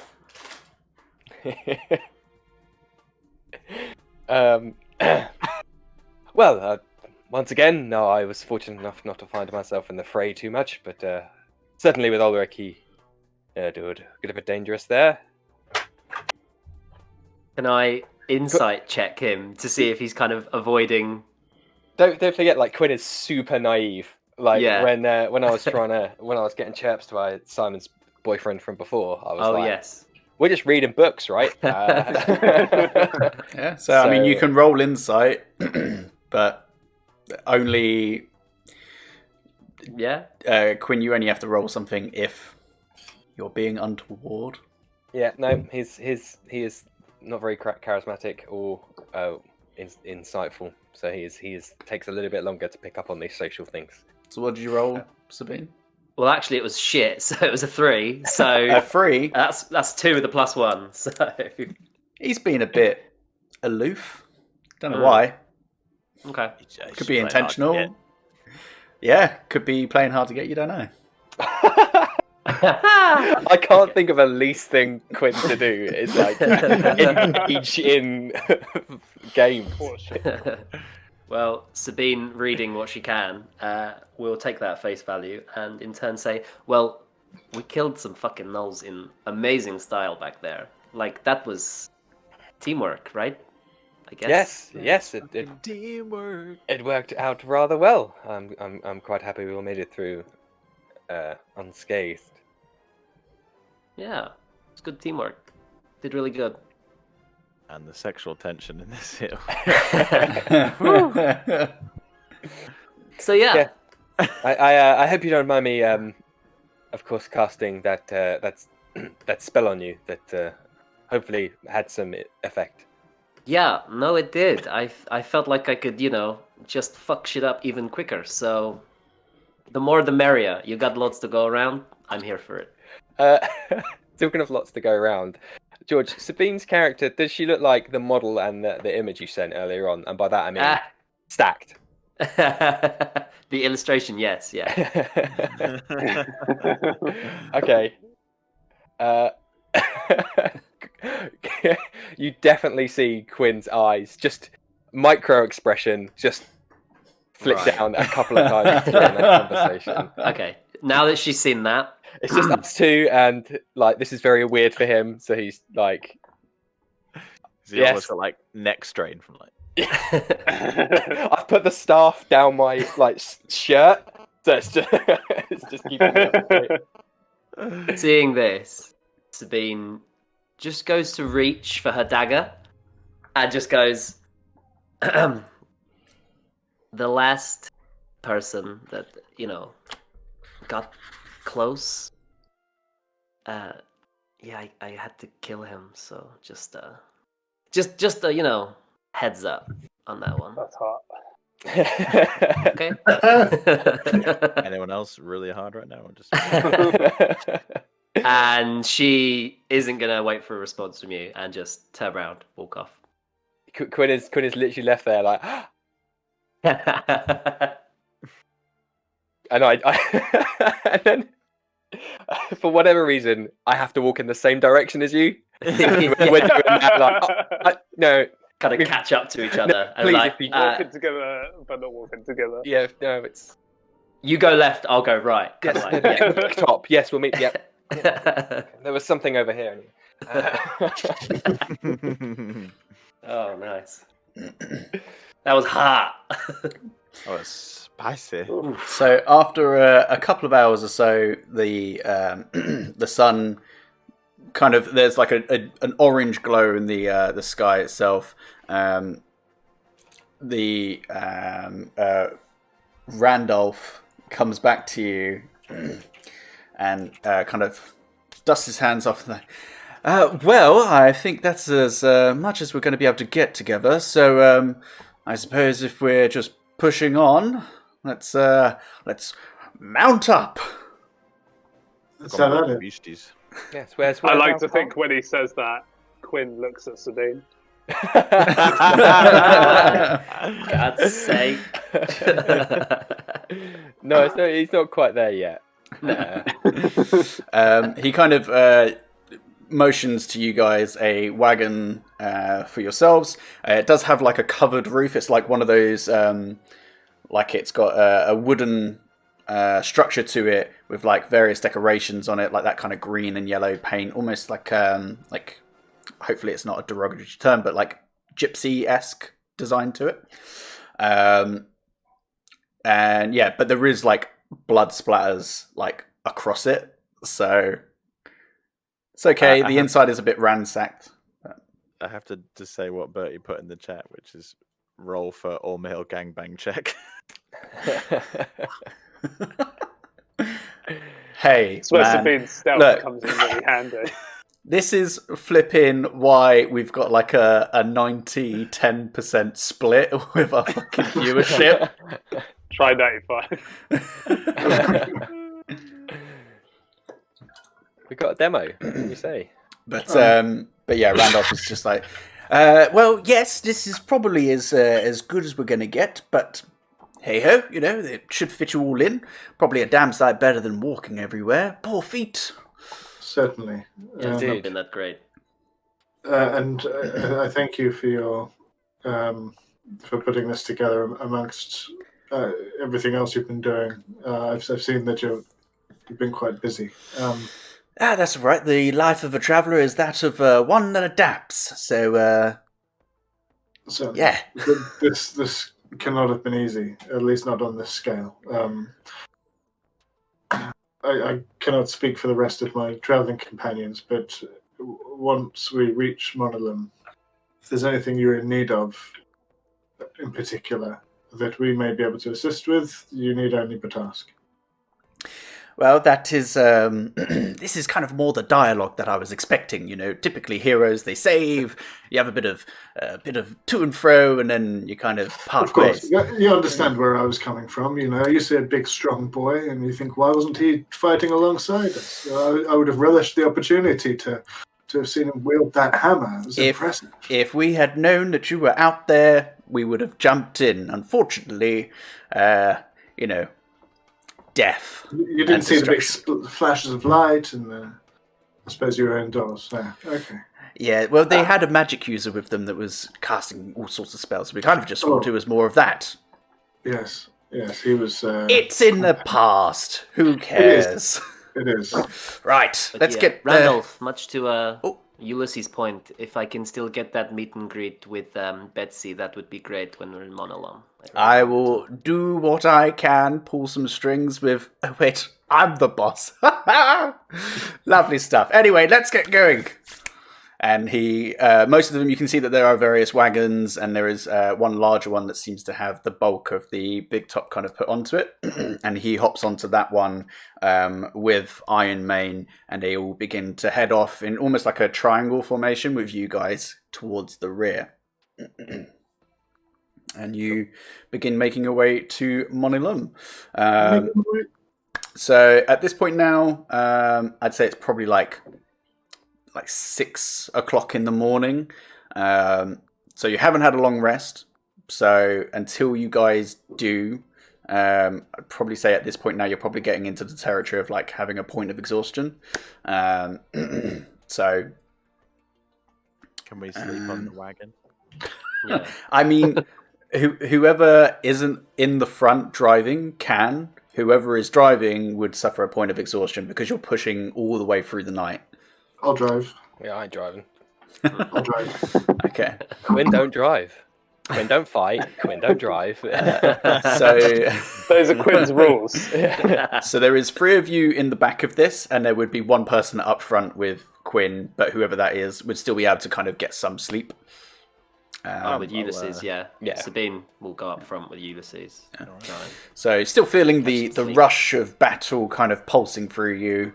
You kind of shake off that kind of the little bit of heavy weight of the eyelids and kind of keep pushing through. After about 4 hours or so of kind of pushing through the night, everybody else is still sleeping. You, Ulysses, do start to see the look of various structures, a kind of a city skyline like out ahead of you. Probably another hour or so before you get there, but Monilum is finally in sight. Beautiful. What do we see? My instinct is to wake the boys up and girl up, but I would think better of it and let them sleep. But yeah, what does it look like? Make a perception check.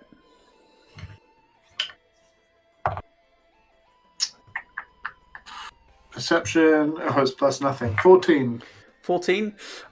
You can't make out too many details. You do see this like long, sprawling kind of wall that seems to encompass this city, though it is kind of hard to discern that from the kind of towering mountains that are directly behind this city.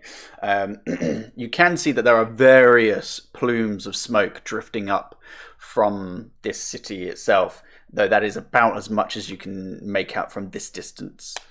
Being from further north, would seeing plumes of smoke rising from Monilum worry me based on what I know of the city? I won't make you roll for it. No. Monilum is known as being a fairly industrious city. There's a lot of manufacturing, there's a lot of building, there's a lot of import-export of materials that they harness from underneath the mountains. So to see various plumes of smoke is almost to be expected. It would be the absence of that would cause you to be concerned. Cool. All right. Excellent. No reason to wake anyone up then. No. So you carry on, and as you do so, you're now probably only like you're more or less just outside of the city, and you do see these massive statues either side of the main gates into the city that look like almost fairly humanoid-looking figures, though imposing and almost in like a kind of a standoffish position. But beautifully carved, excellent craftsmanship. And beyond the actual city gate, you can see that there are smaller kind of gateway into the city, and you can see already from this distance as the carts kind of start to line up and start filtering into this gate, you can see that there seems to be a hive of activity just beyond the gates. I would say at this sort of point now, you probably will be finishing up your long rest, so if you want to start waking up, if you want to, or if you want to carry on sleeping, you're more than welcome to. Sabine up front is just like, oh shit, we're here. Just like yawns, stretches, cracks a neck. Yeah, you got a terrible like pain in your neck from like just lying against wood. That was a shit night's sleep. She got real crick neck. Yeah. Now that she's awake, can she have a look around, see what's what? Sure, make a perception check. I would immediately hand off the reins and take a short rest. It's an 11 on perception. And do you want me to roll anything else for riding the horse? No, I won't be that cruel that you like crash and kill everybody. Please don't. Please don't. Although nothing immediately jumps out at you, as you pass through this gate, you are met with a hive of activity. It's probably at about 9 o'clock at this moment in time. And can I interject there? Sorry. Yeah, sure thing. Just say, Sabine, we had something to do before we entered the city, if you recall, and if you're in charge of driving the cart. Quick detour. Yeah, a UE. Yeah, Ulysses like hands over. Skirt. No, I mean, if we didn't share with Ulysses that was our plan, so if you've rode us into town and we're there now, it's like, Well, I'd say that as he hands over the reins, you're kind of like waiting behind the bulk of this circus troupe to get in. So if you wanted to quickly like pull out, you could. It might make you look a bit odd, but... Yeah. So we're like in the traffic waiting to go through border control. Yeah. So to be with your perception check, it's not quite a border check like it was in Luxem. This more just seems to be that there is a few different gates in this main kind of gateway to kind of filter people in and out, just so it's not chock-a-block. In the words of, I think, Chewbacca to Han Solo, we're just going to drive casual and just hope for the best here. And if Quinn comes up front and reminds Sabine of the plan, then she's just going to be like, a bit late now. Okay, yeah, he won't do. I'm chilling in the back, so... Yeah, so yeah, unless you come up front, then she's just going to be like, act casual. Cool. Yeah. So I've yeah. got a bomb! So essentially it is this like massive wooden gateway, probably goes up about 80 feet, though there are smaller kind of 15 feet high metal gates that have kind of open up, about 3 of them or so, that people just kind of filter in. You can see that there are various people that are kind of coming in and out. There seems to be some people that are pushing past you to kind of head out and go elsewhere on the continent. But as you pass through the gates, you see various streamers of reds and oranges streaking across the buildings. You see stands being erected with pumpkins, potatoes, kind of, there's various stands with like kind of warmer looking clothing. The buildings themselves are of a slightly different design to what you're used to in Luxem. They're more kind of squat and boxy looking. But they are kind of crafted out of what looks like a very polished rock of some sort, with metal accents for joinery and flourish on the windowsills.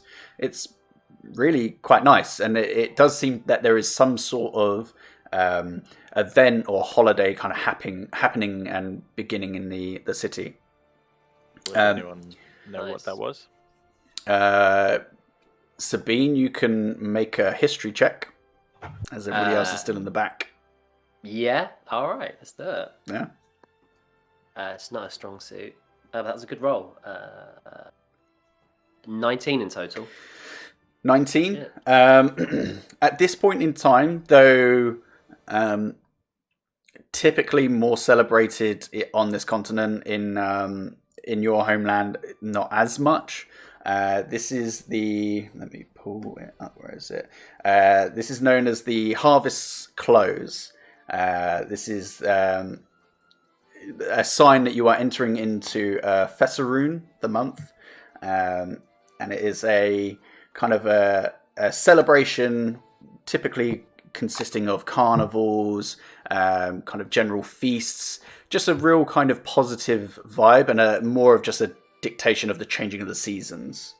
Is it kind of similar to what was the one we started in session 1 that's not been recorded in Maxim? Similar. That was High Summer, or no, that was Midsummer. My apologies. That was it. Yeah. Which was more actually the start of the summer time. So, yeah, similar vibe, but that is more for the god Arkheart. Whereas this one is just a general celebration of the world itself. Would Owen know anything like this, as he's kind of moved around cities a fair amount doing pilgrimages? Well, I mean, if you're awake and you poke your head out, you'd see everything that's going on as well. As you're a travelled fellow, you've been around for a while, and this is it's a general celebration that most people in the world celebrate to varying degrees depending on where you are from. Cool. Yeah. Hey, this looks really nice, Quinn. Not Quinn. Sorry, Owain. Got him on my You mind, called, clearly. darling? This looks really nice, Owain. Yeah. Yeah, if I'm not mistaken, this kind of reminds me of what used to be called the... Wait, is it from Harvest. the Moonshay Isles? Because I don't want to know if it is. She heads you off for the pass with that. The harvest clothes. You know, when I moved around on my pilgrimage, I used to see many cities and small towns and villages celebrate, but, you know, I was never really a local to any of these places, so I never got a chance to celebrate. And if there's one thing we can do while we're here, I just want to try some pumpkin pie, you know? Yeah. That sounds... Someone say pie. Wouldn't be at the top of my list of things to do, but I'll give it a go.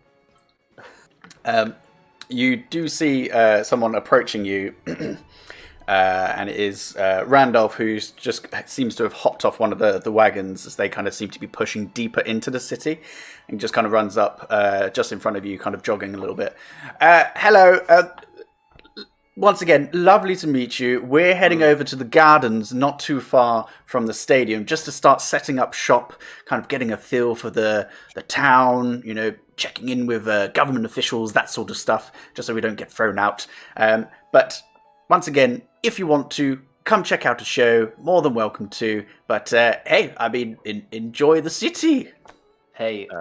Ulrick pipes up and says, quick question. Do you know where I could find the master blacksmith?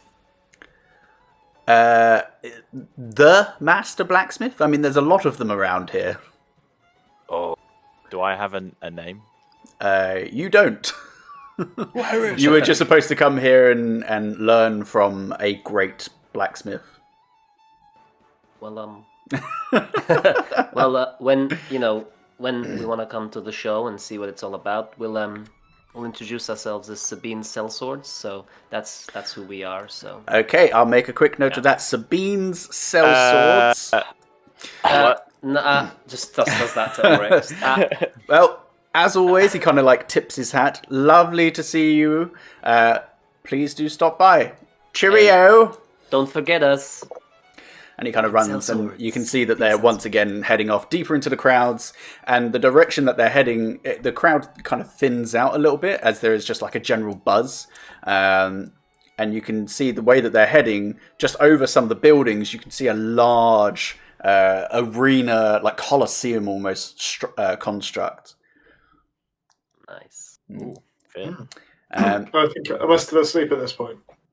I mean, if you're trying to get a long rest, probably.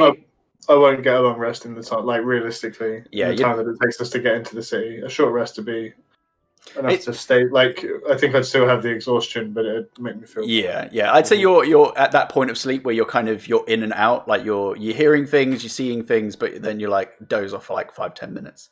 But what we will do is, before we get into the meat and potatoes of the city, we'll have a quick break just so people can get up, stretch their legs, have a drink, go to the toilet, do whatever you need to do, and I will run an ad, and we will be back probably at 9:45. Moon. DDandD main. It's just every now and again I get my Stream Deck buttons mixed up. Oh, hello everyone. Oh, hey. Oh, hi there. See you there. You may fuck. No, it's not worth it. Butchered. Pat Butcher. Nice. Ah. Mate, those earrings, they could take out a whole country. Jesus. Anyway, I hope you all had a lovely break. Got your snacks, you're ready to go, you got your seatbelt on. Let's jump back into it.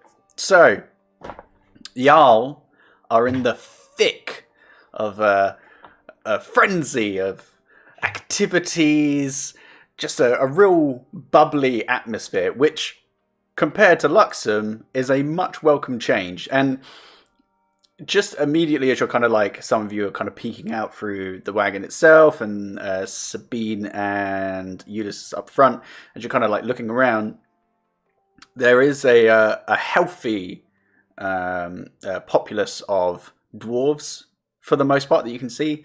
There are some humanoids. You can see the odd dragonborn here or there with tails. But yeah, it's a real friendly vibe, and for you, Sabine, you know, there isn't too many looks thrown your way, other than the fact that, you know, you are driving a cart that has blood on it. But other than that, you don't seem to be drawing too much attention to yourself. But wait, let me pull up the map of one of them. So yeah, so at the moment you're probably halfway down this long stretch of road, cobbled road. And you see that it kind of splits off, and you can see the stadium off onto your kind of far right-hand side, and just off into the distance, kind of more towards the centre left, you see a rather large castle. Nice. Castle. As she's going through, probably the first city she's got into, if she's not had her hood up as soon as she's arrived. Is this like, it's no guards asked us any questions as we came through the gates or anything like that, or were we like part of the procession with Yeah, circus? there was a slight pause with Randolph's cart towards the front, and you could see that there was some discussion had, and then as you kind of rolled through, although the guards kind of looked at you, they didn't seem to be treating you with any level of suspicion. So you can presume disregard the blood on our cards. We were attacked. Yeah, so you can presume that Randolph had some sort of Cool. Has explained the situation. Sabine just looks to Ulysses and just says, do you want to try and get someone's attention and ask where the stables are or something, or somewhere we can park this? Because can't just keep going through. That certainly seems a wise idea. We can normally stow these kind of things near inns or taverns, right? Perhaps that might be a way to go. Oh, I wouldn't ask me. We've like bought like 3 different types of horse in the past and just forgot about them. So I normally have Monty, so I can kind of relate. I can't just disappear this one, frustratingly. Yes, and I'll kind of look around. Is there anyone nearby that looks the sort that might be able to give us directions or some kind of... Well, as you're pushing through, you can see that there are various merchants that are setting up stands. There's a few locals nearby that just seem to be walking by. There's various kids kind of running past and whatnot. So kind of pick of the litter, really. Is the street busy? If I were to hop off and the cart were to stop, would that cause like a backup of traffic? Or not really. The actual street that you're on is wide enough that most people can kind of go around you. There's more just a lot of people kind of coming and going, toing and fromming from various stands. Yeah. In that case, I'll kind of nod to Sabine and be like, I'll be back in a moment. and hop off and find the closest person that looks like a local. Cool. So heading on over, you can see that there is one gentleman, dwarven fellow, just kind of brown leathers, kind of slightly rolled up with kind of thick, bushy-haired forearms, who seems to be perusing various vegetables with his wife kind of nagging away at him. I'll stroll up and in Dwarvish say, good morning. Oh, hello there, fella. It's nice to see someone of your height using our language. It's very nice of you. I feel it's only the polite thing to do. I'm new in town. I was wondering if you might just be able to give my friends and I are in need of somewhere to stow our cart and horse, and ideally somewhere to rest our heads. Do you have any recommendations? Well, I suppose it really depends on your budget. You're looking for something kind of rough and tumble. I mean, looking at you, you're probably used to staying at somewhere a little bit fancier than that. If it's an option, absolutely, I'd love it. But I'm no stranger to sleeping rough. What would you recommend? Where's good? Well, I'll tell you what you probably want to do is head on over to the Half Inn. Half Inn. Yes, that one is located not too far from the old gardens. Kind of overlooks them. It's quite nice. You've got the stadium not too far. You've got the religious quarter just down the road if that's your cup of tea. It's kind of slap bang in the middle of the city. It's not too expensive, but it's nice enough. Creature comforts. Yeah, absolutely. Decent beef jerky, I tell you that. That sounds perfect. I like the sound of that. Thank you. That's incredibly gracious of you. And I'll kind of clap him on the shoulder and say, "God be with you." God be with you, my friend. And he kind of turns back around. Hop back on the cart and say, "We want to head to the centre of the city. The Half Inn is apparently the best, not the most expensive, not the cheapest. It's a decent place. I know that some of us would rather a more accommodating environment." Middle of the road, might serve rosé. Let's do it. That sounds pretty fancy to me. And then DDandD. Hello. Sorry, quick question. Yep. The pull that I had for my tasks completing, how strong is it in Monolum? It's very strong. In sense of direction? Yes. It's at this proximity. It is from where you are, more of a, trying to think, because I'm looking at Incarnate and it's flipped. So it is kind of from where you are, directly north, probably about 600 to 700 feet away. Okay, it's pretty close. You're getting that's a pull for your thing, right? Yeah. Oh, Wow, you're getting a pretty good bearing on that. yeah. Well, I'm basically a fucking sat nav, not gonna Yeah. lie. So yeah. So, well, Will I start beeping when I get really close? warmer. Yeah, if Ulrick could do the sat-nav voice for Sabina, she's riding or driving the car, that'd be great. Turn left. Turn left. Make a U-turn. Well, possible. Go into a rage. Cool. So you're heading towards your the. There's time for that. You're heading towards the inn, yeah. Yeah, we'll try and find the Half Inn if that's the one you said was good for us. Yeah. So What about the you. pull in there? Am I right? So you continue making your way forwards, and you start turning right. And as you do, you can see this immense stadium before you. Various kind of oranges and yellow and red kind of drapery hanging off. And you see this extensive garden kind of stretching out from just in front of you and quite far, maybe about This is weird when you don't have a perspective of how far things actually are. A very long way away, stretching down to your left-hand side, and within amongst this, about halfway down, you can actually see your friends, to use the term loosely, Randolph and his compatriots setting up shop in a stretch of open greenery, and you can see two statues towards the tail end of this, quite large, one of Cord and one of the Dawnfather, that seem to be Cord closer to the side of the stadium, almost like overlooking it, and the Dawnfather kind of just staring out over the city itself. Would I infer from Cord looking over the stadium that this is a fighting stadium? You could surmise that, yeah.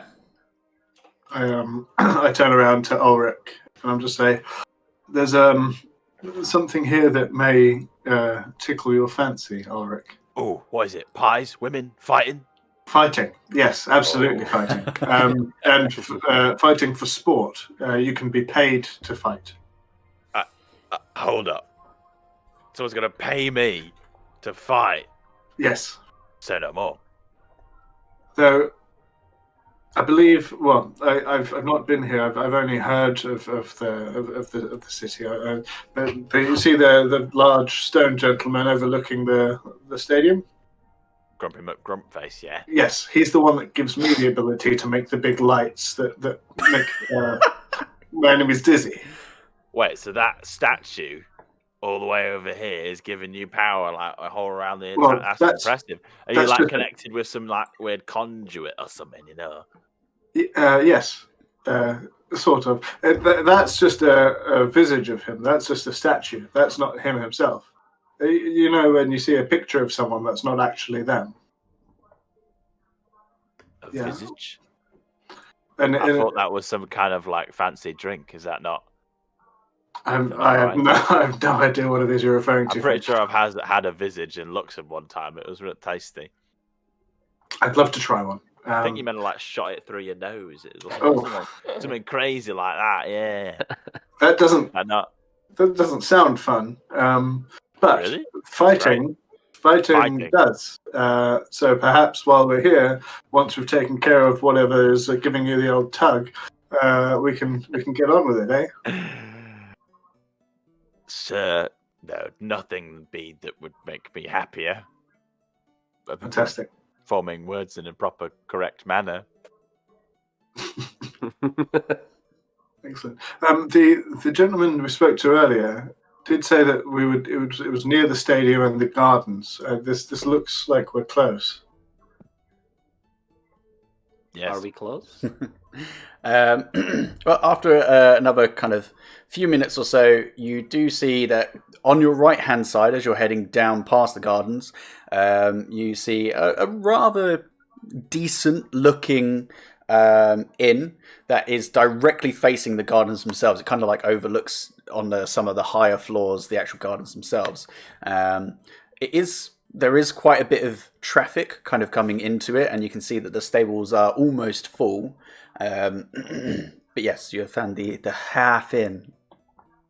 So we'll ride that cart on in to the stables, try and inquire about parking up.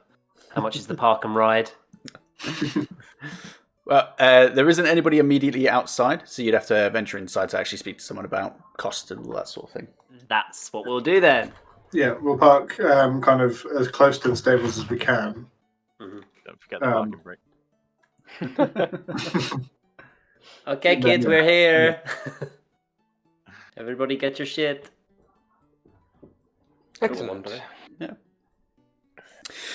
So as you all kind of climb out, kind of stretch off, begin to make your way inside the half inn, and it is very busy. And as you're kind of starting to enter the inn, if you kind of look off to your left-hand side, you can see that the actual stadium entrance isn't too far from where you are. So you can kind of assume that due to its proximity, this is why it's quite a bit busier than most inns that you've been to before. Entering in, you can see that there is quite a large seating area with 2 bars running either the left-hand side and the right-hand side of it. Though there's various peoples with armor, weapons. You can see that there are groups that seem to have entire tables and booths cordoned off and seem to be like in deep discussion about something. Running to and from these bars, although with no kind of plates or anything like that, you see another dwarf, though this one with 3 tightly wound braids running down his head and towards his back, kind of bright orange, thick beard, though no real shape to it, which is weird given the effort that the hair has gone through, though it is just like a big ginger mess on the front of his face. Kind of simple attire, shirt that has various beer stains on it, and some trousers, who just seems to be kind of scurrying about, kind of sees you lot kind of taking up a bit of space. Like, hey, are you not going to just stand there all day? You're going to be paying for something. Come on. We're quite happy to pay for a couple of things. Are you're the patron here. As you're talking to him, he kind of like barges past you and kind of starts shouting orders at some other dwarves that are running behind the bar. It's like, I mean, what exactly is it do you want? Are you looking for lodging? You're looking for drink? What is it? Come on, talk to me. Lodging, drink, and the stable, yes. All right, okay. Well, for each one of you, that's going to be 10 silver pieces per night. If you want to actually park up, you're looking at 10 gold. Because, hey, guess what? It's Harvest Clothes Festival time, so shit's going to be expensive no matter where you go. So don't even think about turning around and leaving this place. Anything else? A pushy one, isn't he? Looking around, are there any tables free, or is it completely packed? For the most part, it's packed. Roll a quick perception check. Why not? Not bad. 18. 18. You can see that there is still a table available because you've got this center seating area, the bars running either side of it, and at the far end you can see that there is like one of those 2 sets of staircases that run up, connect, and then kind of head up. There is a seating area just beneath this. It seems to be free. You could probably squeeze in. I'll elbow Owain and point at it. Be like, go. Oi, bitch. Fly, fly. Fly, fly. Oh, sorry, I missed that. So there's a single table available in this tavern. It's heated, and I've just elbowed you and pointed at it, and I'm like, "Well, I'm paying for stuff. Go and grab that table." Yeah, I'm gonna go just sit and kind of make myself as wide as possible. Maybe put my hammer down on the table. Oh, you want to put the hammer down? God damn it! Yeah, Damn it, smash the Tim! table. Hammer down. Cool. So you add on over. Right. Okay. So what are we talking about? Are you here for the entire festival? Are we doing this day by day? Talk to me. What are we looking at? We're not quite sure yet. Day by day would work best for us if that's all right. Okay, you don't know if you're going to be sticking around. I understand that. That's kind of what happens around here. All right, so cough up some coin and we can start talking about pints. Who's got money? I've got plenty. So it's shit. So it's 60 silver for the rooms for one night, and 10 gold. Yep. How much? 10 gold is just for parking for the time that you're staying there, so you don't have to pay any extra. Perfect. 10 Sounds gold like a one-off 10 gold. Okay. Yeah. Easy. 10 gold, and then how much for a meal and a drink for each of us? Well, what you're looking to have? I mean, to be fair, it's just a lot of pies. Not gonna lie to you. Pies are perfect. Try one of these pumpkin pies, isn't it? All Do you right. sell any rosé out of curiosity? Rosé. What are you, a fucking elf? No, I'm a tiefling. It's fucking When- horns. When he says that, Owain kind of like looks across that he's been like mentioned. Right. I mean, we've got some wine. I'm not gonna lie to you. It mainly just tastes like pissy vinegar. But Well, no, if that's what pretty you're much the gist of after. it. All right. Okay. What we're talking? Sounds A like glass? We're talking a bottle. I'll Take get a a bottle. bottle. Yeah. Bottle it is. All right. You guys sit down. That's a round of pies, pints, one bottle of wine. Okay. Anything Yes, else? two glasses for that bottle of wine, please. I'll see And a what I can candle. do. Two bottles then. 2 bottles. Anybody Oh. after the special for today? What's the What's special? the special?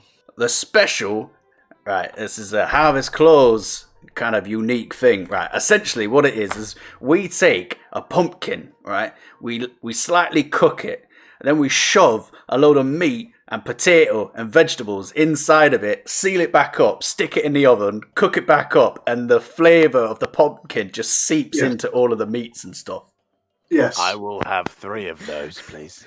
All right, I'll come back in a minute with your food. We can settle up the money later. Oh, thank you very Okay. much. That sounds great. And he immediately like starts clicking his fingers, gets 2 people over to him, just starts hurling abuse at them.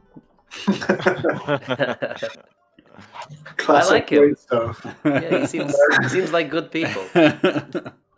Um, so we'll make our way over to where Owain is. Yep. And you said it's a bit cramped?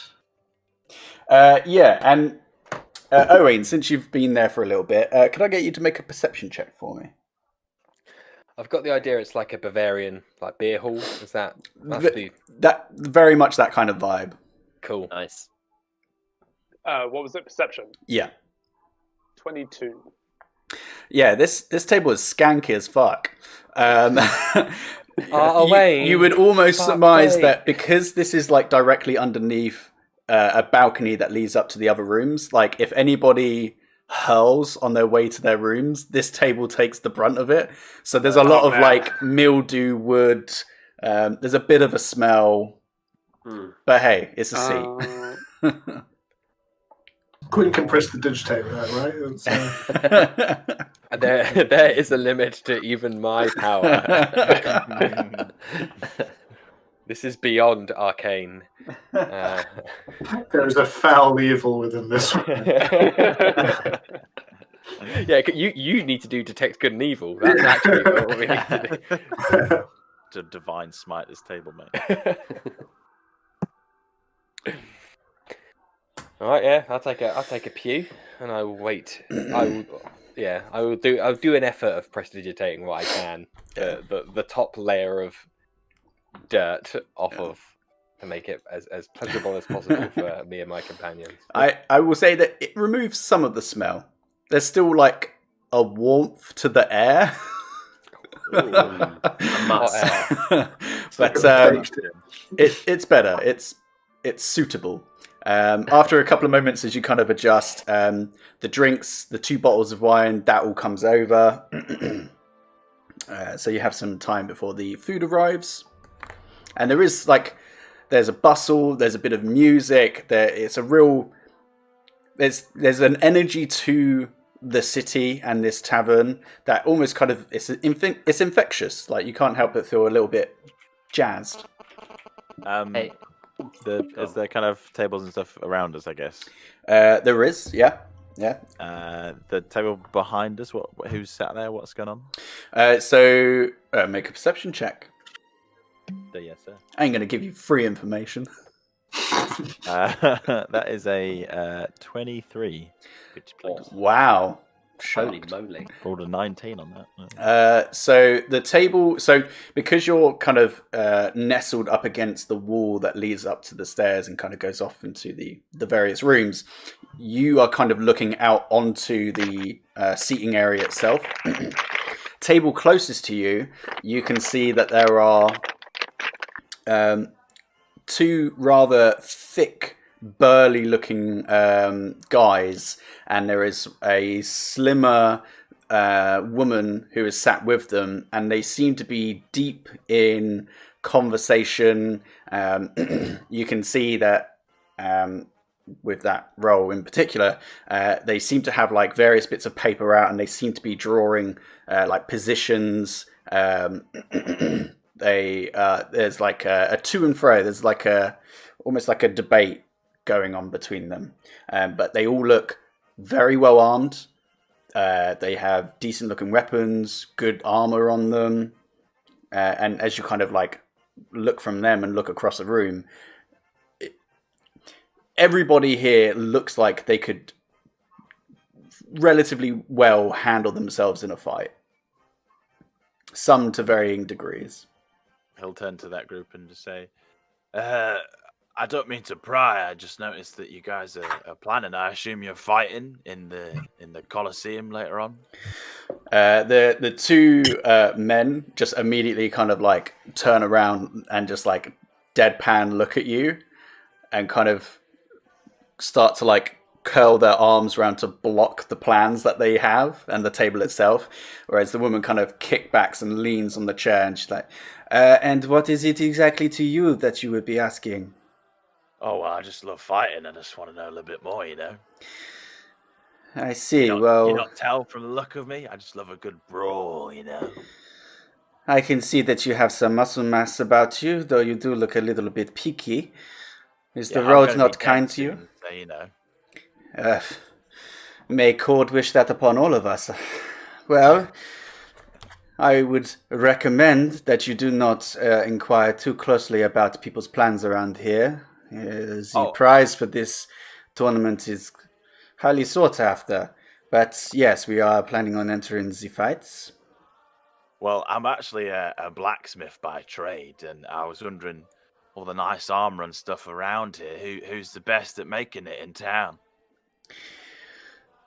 The best, I mean, that is, it's kind of hard to say.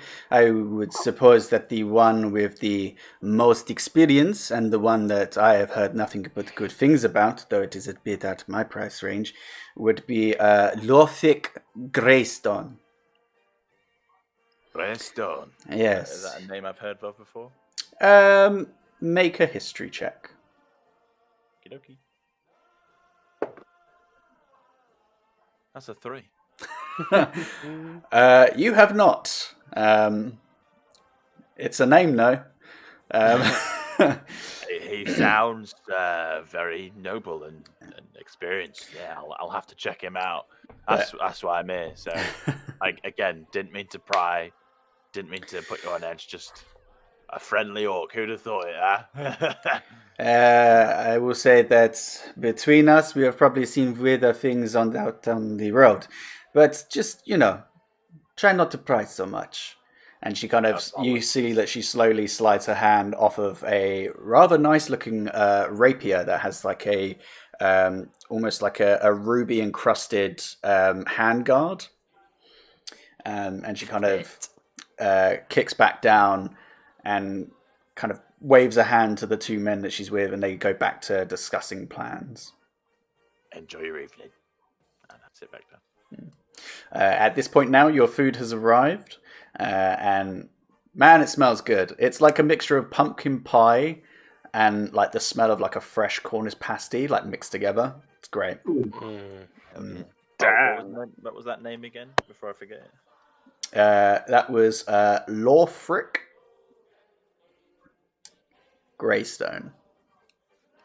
Greystone. Greystone, man. I only have one question if you're about to eat. Where's the lamb sauce? Finally. Asking the real questions. That's what we need to know. Good fucking food.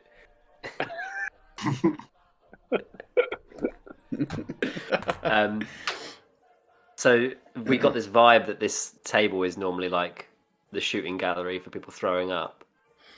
Yeah, when you go to most pubs and there's like a table, like a dingy table that maybe only locals tend to use, this would probably be that table. Bean's just going to be keeping an eye out while she's eating. She doesn't want to get vomit on her food or in her wine. The vomit comet. I mean, at this time of day, it's probably only like 11 o'clock. So you've still got like maybe an hour before that starts happening. Ooh, she does also look for any spoons to see if there's any spoons. She might need them later for. I mean, served with your food, there are spoons. So She's going to pocket one, just in case. Just in Or case. two, actually. She's going to pocket two that she finds. okay. Put in your inventory 2 spoons. 2 spoons. Hey, you never know when that could come in useful. You could get locked up again. Yeah, exactly, right? I'm going to weapon bond with one of them if that's right. I'm joking. Scoop someone's eye out. All right, so you have some time to yourselves. You're eating, you're drinking. I have this. There's like Quinn at one end of the table, like a knife and fork, just like daintily scratching on the plate, and then you've just got Ulrick at the other end. It's just like, yeah, the whole gamut of in between is the rest of the gang. Yeah, you're not wrong. And for Quinn and Sabine, the wine still not great by any means, though it is better than the wine that you had in Brightshade. Hey. Yeah. Oh, It's just one day our quest will be over. I like to think that this is like a little subplot. It's just quite sharp. It's almost like a very sharp white wine. Can we taste any particular berries or Yeah, come on. fruits? Come on. Is it more Get of a like a sense of- Lambrini? Yeah. Right, we're the It's like Lambrini it's like a twins. Lambrini that's like a bit old in the tooth. Oof. Oh, God. It's been like semi-open, and then someone thought better of it. Shut it. So when I first started dating Bridget, she exclusively drank Lambrini. No, come on. To segue off of that, when I was a younger man and I first started drinking, because my mum drank Lambrini, that's what I would take from the house and take to house parties and just take it from the bottle. It's your boy. Lambrini, go! The party's getting started. I feel like that's a step above Cointreau or Ouzo, which was mine. So, It's not messing around with Uzo. That's Yeah. Uzo is yeah. fucking I learned that lethal. early on. Don't wanna fuck with that shit. 2 spoons Spoons. added to inventory. Once I've eaten my meal, Mm. the dwarven fella that we spoke to, Yeah. he always looks busy, right? There's like a constant kind of toing and froing from tables. You don't know if he's like taking orders or if he's just touching base with people. I'll try and catch his eye at some point. Yeah. So I mean, kind of raising your hand because of the plate armor chainmail that you're wearing, and you guys kind of being somewhat separate from the bulk of the tables makes it a little bit easier for him to kind of see you. And he kind of takes something from one patron, tucks it away, and kind of starts heading over towards you. I didn't catch your name earlier, friend. My name, Hemi. Hemi. Hey, good to meet you. Ulysses Armstrong. It's a pleasure. This is Armstrong's Marauders. We're It's getting silly now. a reliable bunch. I was wondering, the games at the stadium. When do they begin? They begin in about 2 days' time. Not too long. It's kind of the main event. What's the entry fee? Entry fee, you're looking at 100 gold pieces, but there's a lot of people that enter. So if you, by some miracle, due to, I don't know, cord strength or whatever deity you believe in, you make it to the end. I mean, like You're strength disease. Hey, there you go. Good lad. You'll be looking at 5,000 gold pieces if you do manage to win. And I look across the table and gauge the reactions of everyone else that's sat there. Beans just thumbs up. Let me just check my money. Okay. Not to mention the amount of clout that comes with it. Hey, yeah, last group that won started working with the royal family. Who are they? Now We're we're talking. talking.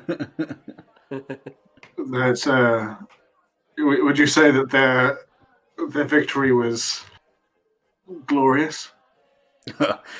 I mean, that's definitely one word for it. It's bloody, I tell you that much.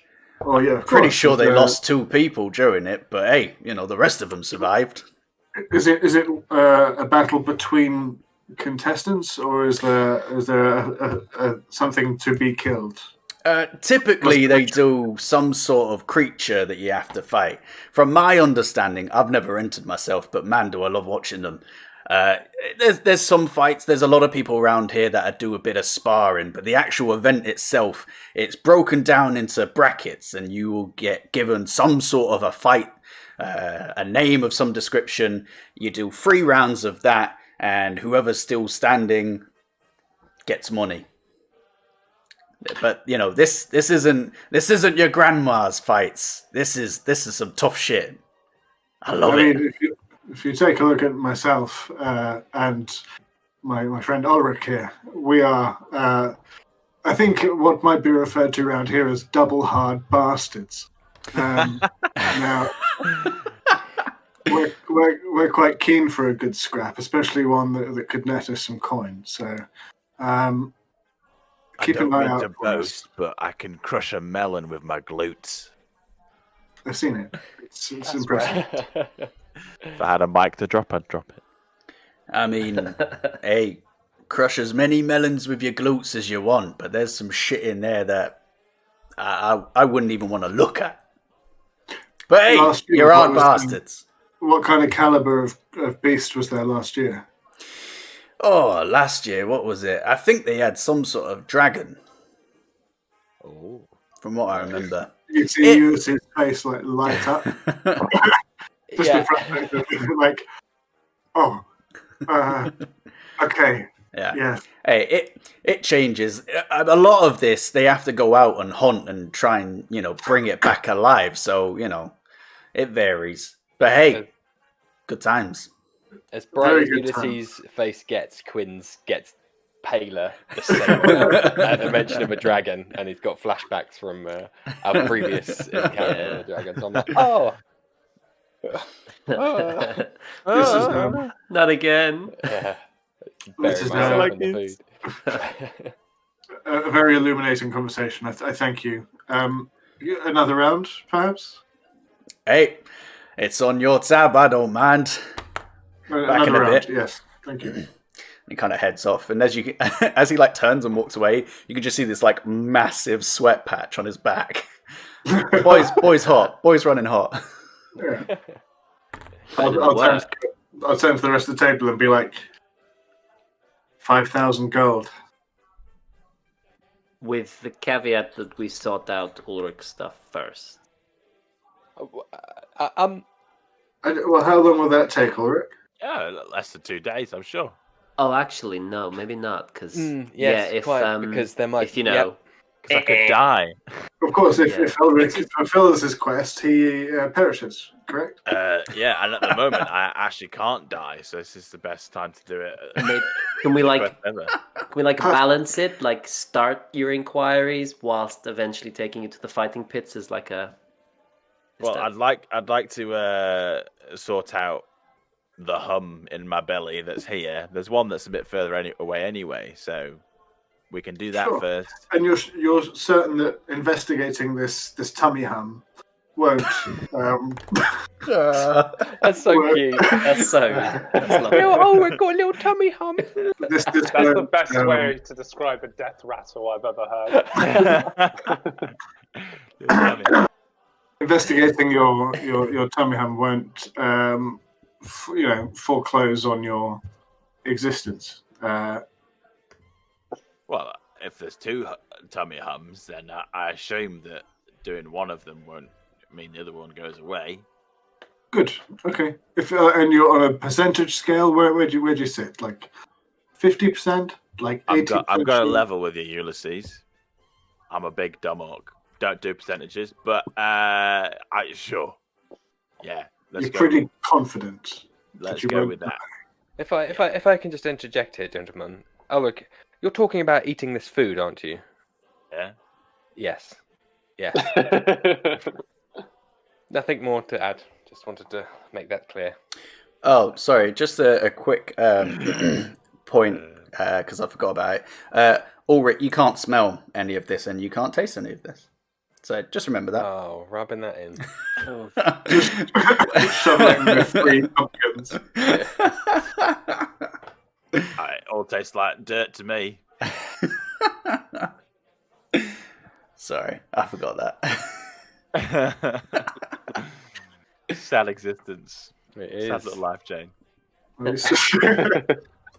You still need to build that strength, friend. That's good on you for ploughing through. Aye. Love a good plough through, don't you? No. Totally, yes. I have to say, I am rather taken with this town and how everyone seems to be so up on chord. You know, these guys get it. These guys really know their stuff, and I'm just really happy right now. Bully for you. Bully indeed. Yes. His erection knocks the table. I mean, they probably do guided tours of the religious district. I'm sure that would really float your boat. I just need to find the one temple. Oh. Spend 10 minutes doing a little pray and then go and fight, which is kind of Cord's whole deal. He's honestly the best. Yeah. Got a pamphlet or anything? I don't, but I'm sure they do. Oh, okay. The funny thing about religions is that they're always the best. Well, no, there's others that are clearly worse than mine. They would be inclined to disagree. Yes, but they're wrong. Mm. Yes? Because my religion is the correct religion. I'm sure it is, and I shoot a glance at Owain. Fight. I mean, no disrespect, Owain, of course. You are... Owain, fully- as a naive shut-in, is kind of... He can obviously hear what's going on, but it's just focusing on his meal, being like, I can't hear this conversation at all. But Ulysses will still be like, Owain. Yeah. Honestly, Excuse man, me. Hey, listen, man. It's honestly no disrespect. The 3 sisters, they sound like a great time. If you want to go to heaven and marry one of them, by all means, you do your thing. But See, that's the thing. It's not really heaven. It's more of just like an out-of-body realm. So I don't think I've made that quite clear. sounds fantastic. But I'm just saying, my God lets me hit stuff better.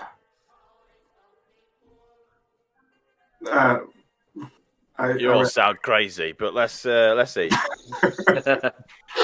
Actually, as we go back to dinner, I do just want to catch Ulysses after he's finished talking to Owain and just say, actually, on that note, I would actually like to accompany you when you travel to your church, if that's quite all right. Means, certainly, yes. Do you mind if I ask to what end?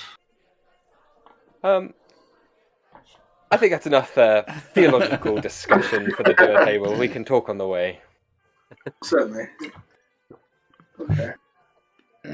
Pull a Nephros and blow them all up. Yes, I have to plant a bomb. This one. that I'm actually carrying.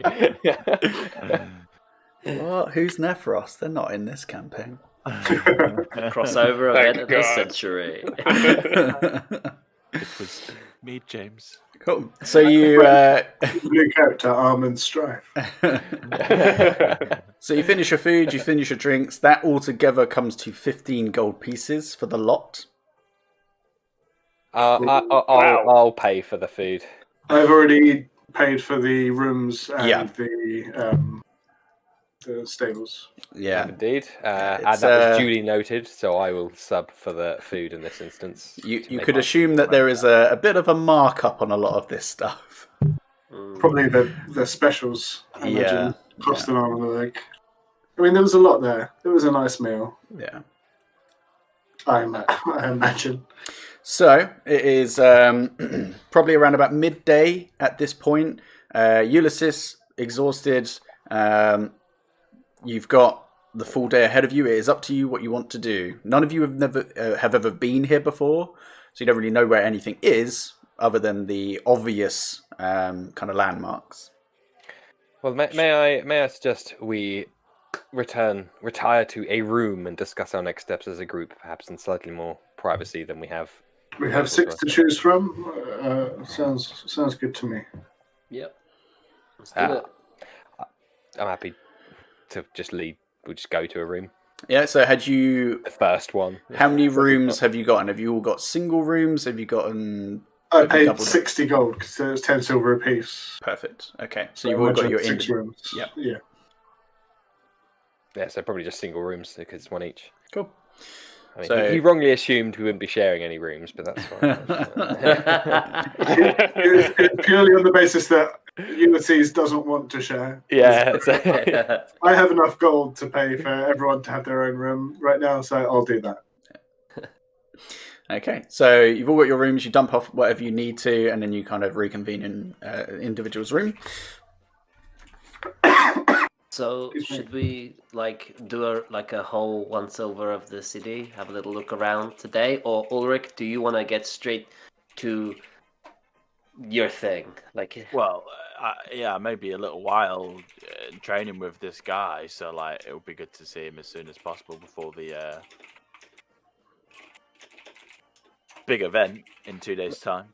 May I inquire as to how you have to train with this guy? That's the goal, and not just to find. Well, that's what Thornderus, my dwarf friend, sent me here to do all them fucking moons ago. I think I should go and see this Ulrick Greystone.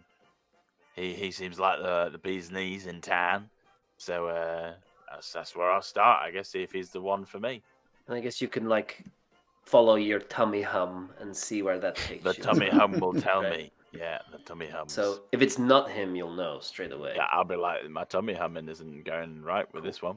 And then once you've had a chat with him, should we just check out the whole city, see what's going on? I reckon that's a good chat. Yes, You I'd might like even have to leave me to it for a bit. Who knows? DM, what time of day is it right now? It's probably about midday, because you travelled through the morning to get here, and then you guys just milling about, kind of getting your food and kind of getting situated. Yeah, it's not going to be super far into the day.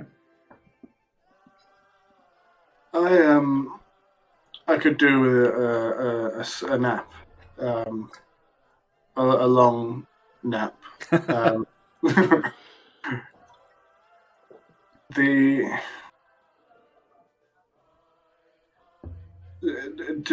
we know anything in terms of what time stuff closes here? Or I suppose we have to go and ask. Yeah. You could ask someone, either one of the patrons, or you could try and track down Hemi again. Yeah, I'll say, give me a moment. I'm in desperate need of a proper sleep. The rest I got on that cart was absolutely insufficient. I'm going to see how long we have with regards to finding your master blacksmith and seeing the rest of the city. If it's festival season, I'm sure things are open till late. Give me a moment, and I'll head downstairs and ask one of the bar staff, I guess. Yep. So there's a woman behind the bar, kind of 5 o'clock shadow, big, thick forearms, kind of meaty hands, who seems to be kind of carrying 2 kegs down into a cellar, but stops just as you're approaching. I won't take up too much of your time.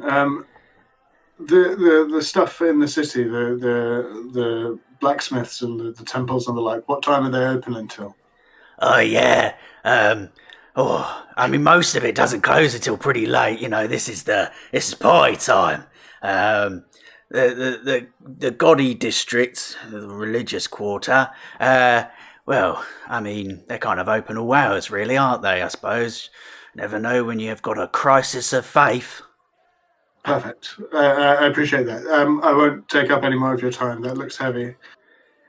Don't worry about this sort of stuff. This is like a early morning workout for me. Cause strength be with you. And I'll head back. And to you! And you just hear, fuck! Oh, man. We have the means. Apparently, things are open till quite late, given that it's festival season.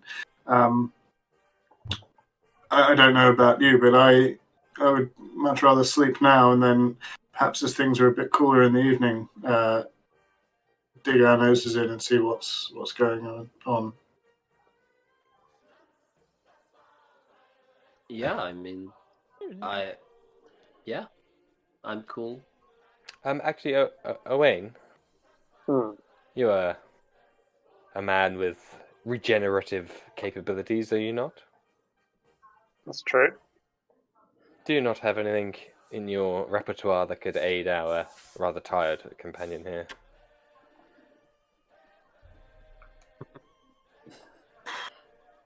Starts flicking through his little spell book, and actually, you notice he lingers on one page, and you notice all these weird heart.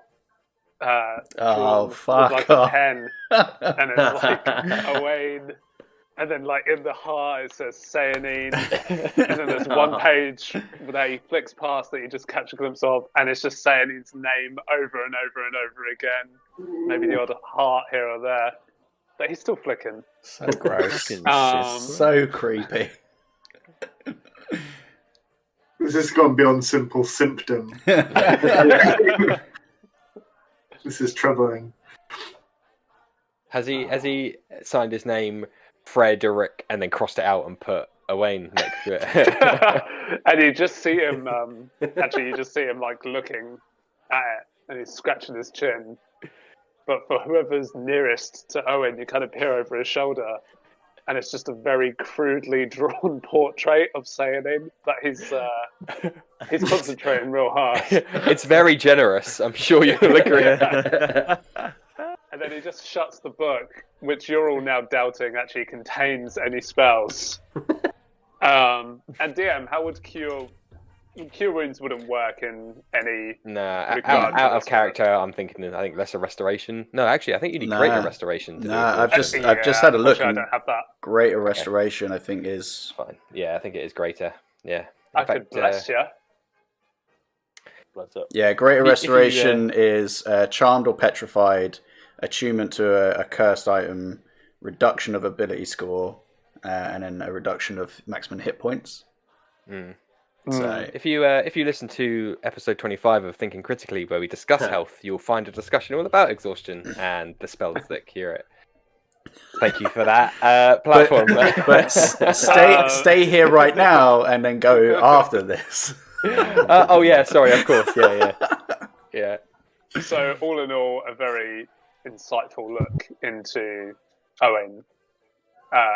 You're chilled by the lack of his healing spells that he knows, and also by the lack of attention that he's giving the real world and the amount of attention he's giving his life after death.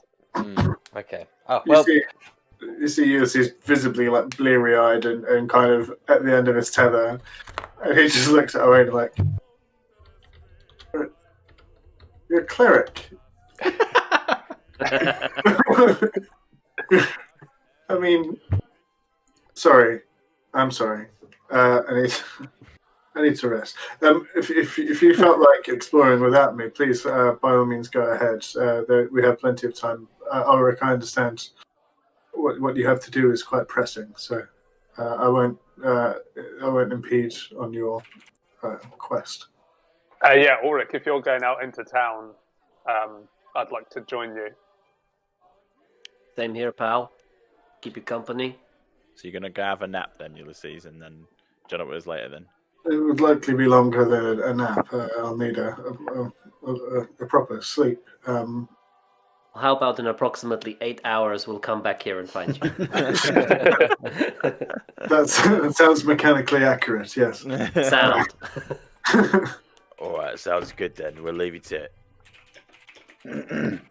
Sweet dreams, my sweet prince. So you lot begin to leave the room as Ulysses collapses onto the bed.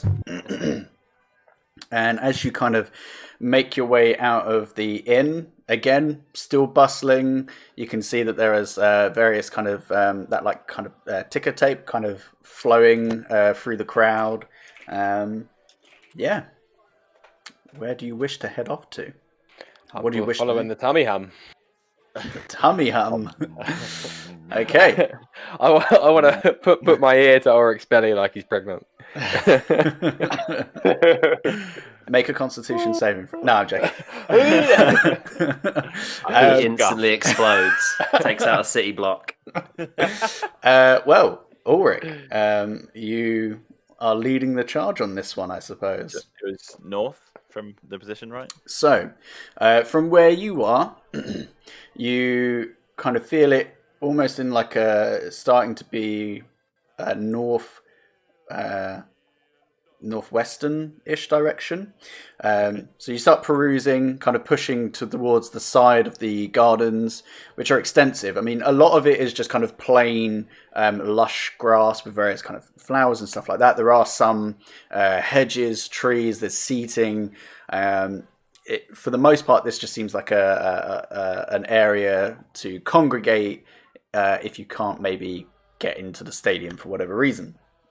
Okay. You keep pushing up, and as you do, you can see that just off into the distance on the right-hand side, there are various plumes of smoke.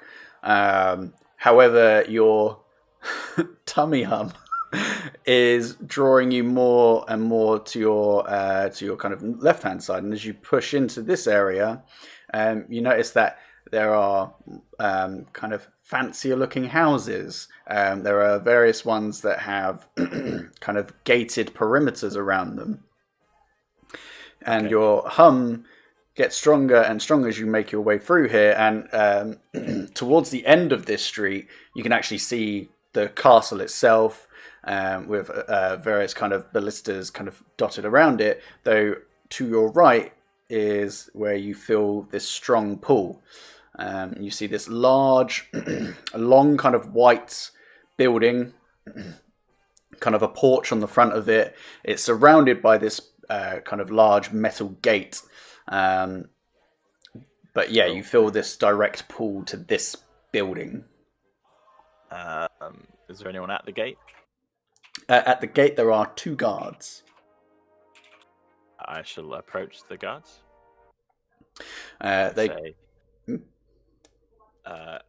Hello.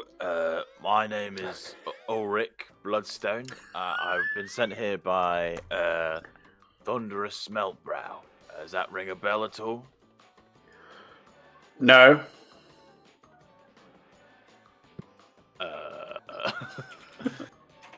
Is there like a master blacksmith that lives here? You new in town? Yeah. What gave it away? Well, the fact that you would think that a master blacksmith would live here. This is a embassy for foreign visitors. Oh. Well, can I go in? Is that okay? Yeah, I'd like to come in anyway. Do you have any papers? Do you represent a particular country or kingdom?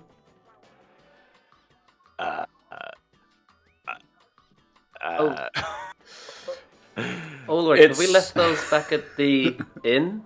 Oh, no.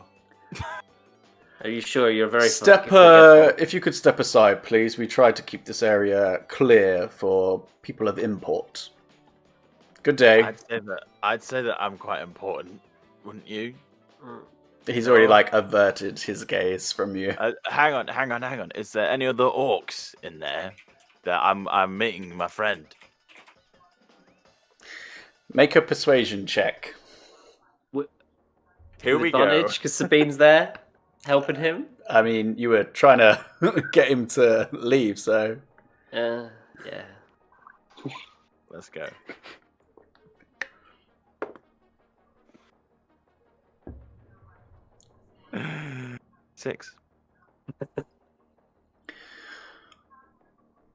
even if there was an orc in there, that would be embassy business, which is not your business. So please, do not make me ask again for you to vacate the premises. Of course not. I was just wondering then I would need papers to enter the embassy. Is that right? Where would I usually get papers from? Well, from your own embassy, from the political department that you belong to, which right now I'm finding less and less likely that is the case. Well, yeah, that's fair enough. Do you mind if I just hang around for a bit? Is that okay? I'll stay out your way. I'll just be over here. See if my friend comes out and wants to meet me. You can loiter across the street. All right. Good day. Good day to you. Hail and well met. Sabine just wants to say to you, like, hey, you handled that really well. Things didn't kick off. That was really good. Right? I feel like I've grown as an orc, you know? This is progression. I was Getting better with these things. I was punch so anybody. ready. This is gonna be Blacklisted again. This is going to be that 30 minutes in Luxem that we had. He wasn't All rude. over again. He wasn't rude, so like I feel like I was justified in being. If he'd said some shit, then could have been a different story. But Are we out of earshot of those guards Yeah, now? I wanna say. Yeah, you've kind of moved away from the front gates. Ulrick, look, if you really think we need to get in there are other ways we can do it. But I think a full frontal assault on it with papers is not going to work out for any of us, let alone you. yeah, I think you may well be right there. So may I inquire then? This is the direction your tummy hum was taking you, correct? And mere moments ago, you said that it was due to having to work with a master smith, but clearly that is no longer the case. Well, Is that's why I originally came to Ulum. That's what my my dwarven father, for lack of a better term, told me to come here for. But maybe that's not why I'm really here then. If it's an embassy, it's a bit weird, isn't it? Maybe. What would my tummy hum be doing in an embassy? That's very... Fuck's sake. Why is this a thing now? I'd like to thank Rob for making this. I'm not sorry. I'm not sorry. Oh, this dark, mystical power drawing you somewhere. Yeah, my tummy hum. It's got a little poor belly, isn't he? It's just got a good rhyme to it. It's got a dicky tummy. It's all right. We'll sort him out. It's a bit bilious, you know. What's amazing is it was just like Ulysses' ignorance of I don't really know what it is. He's got some weird like fuzzy feeling in his tummy. All right. Cool. He's got tummy hum. He's got a tummy hum. The tummy hum. We could wait outside here and see if the tummy hum changes direction as people leave. We're going to face Ulrick out. No, it's gone that way. Right, fine, go. He's off, right? or alternatively, instead of just waiting outside, maybe we use the rest of the day to look around the city. And Yes. if your tummy hum brings you here again tomorrow, then we know that it must be in there, and we make another plan. Yeah, that's probably a smart move. On we that- could still go to the blacksmith anyway, see what's going on there. Yeah. On that note, Sabine, can you have a way of procuring some documentation that we might need to get in? And by I use the term procuring as loosely as possible. Well, yeah, I've got my means. Out of character DM, it does say that I have a forgery kit in my tools, but I don't know if we've ever discussed whether I actually have access to that, whether it just got added somewhere along the line. Does it say that you're proficient with it? So when I'm looking at D&D Beyond, it just says tools, Bottom forgery left-hand kit. corner. Yeah, and that's in the proficiencies bit. Yeah. So, I would assume that's because of assassin. Quite possibly. So yeah, you if you've got a kit with you, then you could certainly try and forge it. Perfect. though Yeah. you don't know what you're forging. That's true. Yeah, this is true. Okay. So This, yeah, says, this says let us in. It just says pass. I've got a tummy hum. It's the permit in Parks and Rec that Ron Swanson has. That says, I do what I want. Yeah. Let me in. Let me in. So I relay that, and then I also say, so yeah, I could forge something for our friend here, or I could fake being someone else and go in and, find out what I can. But we've got options, is what I'm saying. I mean, I guess I'm pretty unforgettable. Let's be honest. Did you just say you were unforgettable? Yeah. Quinn has grown rather attached to Ulrick. He sees them as like of mice and men. It's that kind of relationship. And I take a look around all the passers-by in Ulum, and there aren't Ulrick's quite unusual, right? Yeah. I mean, you would notice that the people around here are a bit more well-dressed. And again, you're getting looks because you are a large orc, though not quite the extent as you have in other places. Mm-hmm. Sorry, continue. So I say, you are not unforgettable. Look around. You are the only one of your kind. Here, look. In fact, that group of school children over there are looking at us right now. Hello. I push his hand down.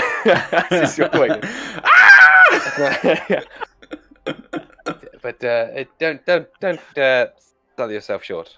At least not at this 11th hour. What? We don't know what time it is. Yeah, I mean, it's midday. I think you got the wrong time there, mate.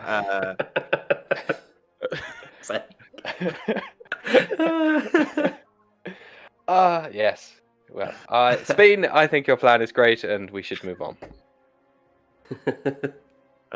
You're gonna miss him when he's gone. It's beautiful. I love it. I'm trying to help. So, as a note, just because nobody has mentioned it, Sabine, because of your passive perception, although this building is fenced off, it's like fenced off and it's got like a garden area in front of it, and there is like a garden, like there is a perimeter around the building, and there are ways to go like down the side, so you could scope it out if you wanted to. We could sneak in. Let's do it. Let's do a fucking. No, not what I said, but sure. Nah, Sabine notes that. So thank you for that. That's all right. I think if the tummy hum brings us here again tomorrow, Fuck. then we'll think about doing the recon on it. But for now, she'll conceal that information. I mean, new group name, Tummy Hum Crew. The tummy hums. Oh. Yeah. Aww. I love the Tummy Hum Crusaders. the juxtaposition of that name against like our brutality in combat. It's just like, yo, we're the tummy hums, and you're gonna get fucked up. That'll be 80 points of damage. Oh god, my cheeks hurt for smiling. So, where is this blacksmith forger? Well, it was near the smoking stuff, I guess. The Shall we forgery area. go and take a look? So you head towards the smoky area. Tummy Hum. As you do start heading towards there, you kind of on your as you kind of head up this main like thoroughfare that leads along the side of the gardens. Directly ahead of you, you do see that there is a massive, like almost like excavation site. There's carts, drills, fencing. There's quite a lot of activity around there. You can see almost like a massive hole that's like bored into the side of this mountain, which kind of walking towards it is quite imposing. There's just this massive mountain landscape that's just backing the city. As you turn right, you are met with a series of different designed and height levels of various smiths, armory. I mean, like anything that you could think of that would be made and manufactured, there looks like there's something for it here. So Ulrick kind of, you never really seen it on his face before, but it's like actual pure delight. He's like, these are my people. Gonna enjoy being round here. Don't know what happens to my voice. I'm dying. Does any of them say, or any signage have like a greystone or like a Ulrick or whatever? make an investigation check. Fuck off.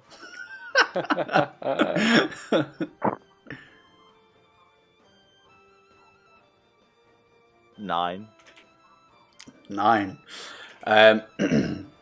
As you are perusing, you're walking around, there's various people that kind of try and shout out at you to try and get your attention, to be like, you know, best designs, best armor, all that sort of stuff. And you can see that there is a lot of high quality craftsmanship, but you're kind of, it's like sensory overload for you. You're struggling to find the specific one that you're after. What's everybody's passive investigation? Oh, in passive investigation, 16. Wow. 16. That's a 9. 9. And then what was that, Sabine? Oh, 16. 16 as well. Oh, okay, right. So as Ulrick is kind of just like somewhat stunned by the sheer volume of people that are practitioners of the same field as he is and the high quality of it,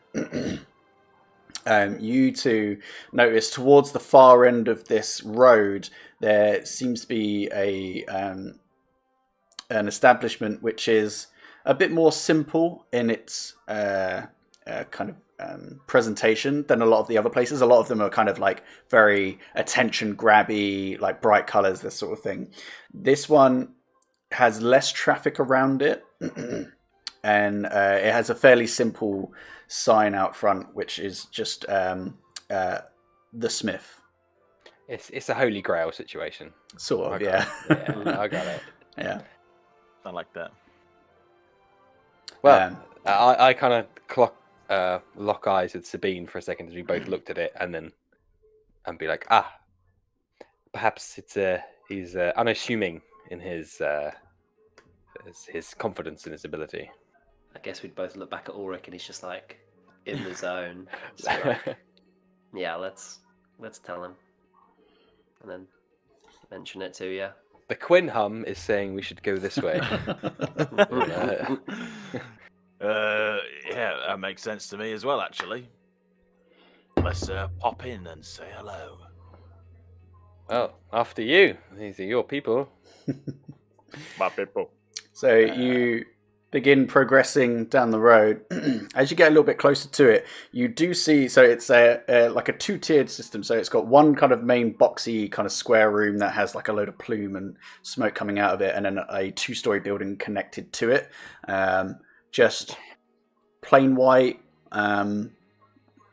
looks fairly basic, but you see one gentleman come out, this large kind of completely bald humanoid figure, probably standing at about 7 foot tall, quite thick and muscular, kind of tattoos running from just beneath his eyes up and back and down. And he's walking out with this long, like golden, like great axe, which has got kind of like hand grips and handles that have these like sharp blades over the handles themselves. And despite it looking like a fairly thick and large weapon, as he kind of like swings it around, there's like it makes almost no sound as he swings it. Just a look of pure happiness on his face as he's walking away. Owen kind of leans towards Sabine and is just like, I think this is our guy. What? For Ulrick, I think. This guy. I was trying to joke, and I I'm still kind of. I don't know how to do them yet, so I thought I'd try one. I was writing up session notes. So that's my bad. I was just writing up that, and I was like, "Huh? Sorry." To be So fair, Sabine that would is have laughed. how I would expect that exchange to go. Sabine's Oh, and on not being TikTok the or most something. charismatic of. On the sending stones, like Yeah, sending out. yeah, just like, oh yeah, yeah. Sorry. Or it will just I call like out to think to if Sabine is looking at sending stones, Quinn is just getting really jealous, just like, is she Oh, what's- waiting? But Sabine, the message says red, but you haven't given anything back. what the hell? I can see, like, please respond. Reply me, please. I put RSVP at the end, and you haven't. Robs of Organa. I mean, I know you've looked at it, so. Yeah, or it will just what's the phrase? Get his attention. Walk Get in. his attention, thank you. Say hello. Do all those things, and be like, "Hi, is this the establishment of Ulrick Greystone by any chance?" So as you enter, you're met with a very simple setup. There seems to be a counter, various different kind of materials kind of mounted behind it. The two walls, the one directly to your left, to your right, sorry, and then the one that's running along the far side, have various pieces of armor and weaponry that all seem to be made to a high quality. Set of stairs that leads up, and to your left is what opens up into this blacksmithing room, and there seems to be an elderly gentleman who is sat kind of hunched over working away on something, and another dwarven fellow behind the counter who kind of acknowledges what you just said. Aye, this is Ulrick Greystone's smith. What can I do for you?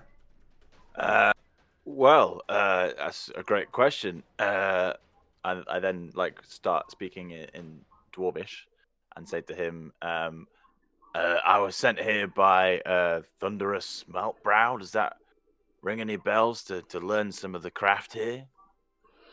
I can't say I've ever heard of anyone like that, but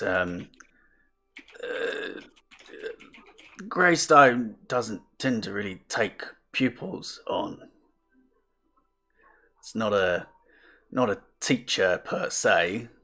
I mean, I'm only here because he owed my father a debt, so he's reluctantly training me. Oh, sorry, so you're not Ulrick Greystone. No, I'm not. My name's Gil. Oh, hi, Gil. Name's Ulrick. Nice to meet you. Nice to meet you too. Will he be back soon? Can I ask him if he knows? Oh, I mean, he's just through there. He's working on something at the moment, but it's kind of in his own headspace. I find it's best just to leave him to it, really. I wholly understand. As a fellow blacksmith, you sometimes get in the groove, and I've killed people who interrupted me before. Yep. It's a metaphor. Well, if he doesn't usually take on pupils, is there someone who does do that, like a guild master or? I mean, you could probably find someone to teach you. I mean, Ulrick's arguably the best smith around here. I mean, he's created weapons and armor that have been used by all sorts of people. I think he made something for one of those scions actually, way back when. Would I know what that is? I think you've discussed this before. Remind me then. Let me just pull it back up.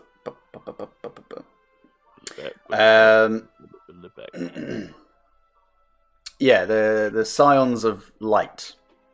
Oh, it was the we had group. discussed them before. Yeah, it was the group that Pelagus belonged to, and you This had fucking picked Rubik's Cube. the Rubik's Cube that you have belonged to one of them as well.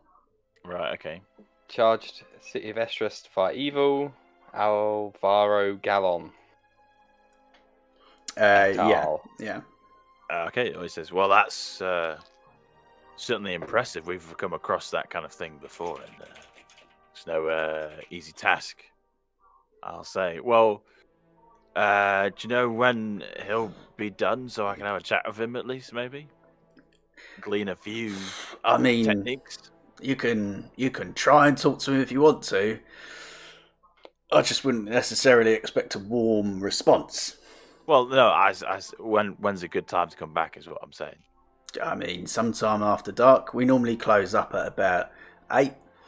It's a little bit later because of everything going on. If you've got the coin, man, you can knock out something for you, but he normally needs a little bit of a heads up. I mean, there's plenty of stuff I would like to make. In all fairness, or have made. Yeah.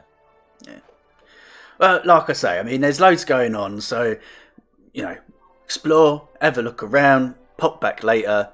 It'll still probably bite your head off, but, it's worth a go. Well, should I just do it now then? If he's still going to bite my head off. I mean, just don't say that I told you to go talk to him. I kind of like what I've got going on here. I've only got a couple of chances left with him. I'll say that I came here of my own free will. I'll tell you what, actually, I'm gonna go upstairs and I'll pretend that I didn't see you come in. All right. Good luck. Thank you very much. Ulrick, just a quick. Why don't we just come back later and pretend it's on the premise of like a commission that we want him to do, and then. Well, I could do that right now. Throw him under the bus. This is a great idea, Ulrick.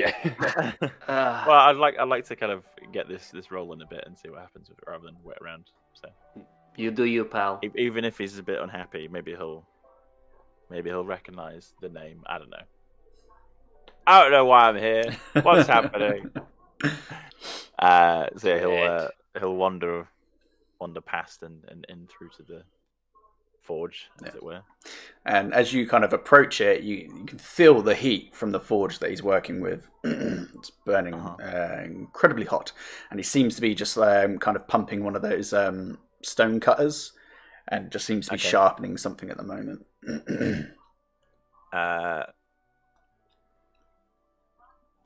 So instead of saying hello, I'll just be like, I see that you are hardening your metal in a certain way to make the tempering process quite unique. I like that a lot. Try and impress him with my knowledge of blacksmithing. From Yes, I just Google blacksmithing. So Nice. from behind, it's another dwarven fellow, though the back is exposed. There's just like an apron on, and it's just thick with muscle. Like think Bane from behind when he's like bending over that gentleman. And there's like this kind of tied up mass of grey hair and like a messy kind of like dreadlock high bun, kind of a beard kind of trickling down in front of him, and just a fucking ripped dude from behind. But he just kind of slightly turns his head just so you can kind of just see the corner of an eye, and just kind of grunts at you and just keeps working away. Okay. I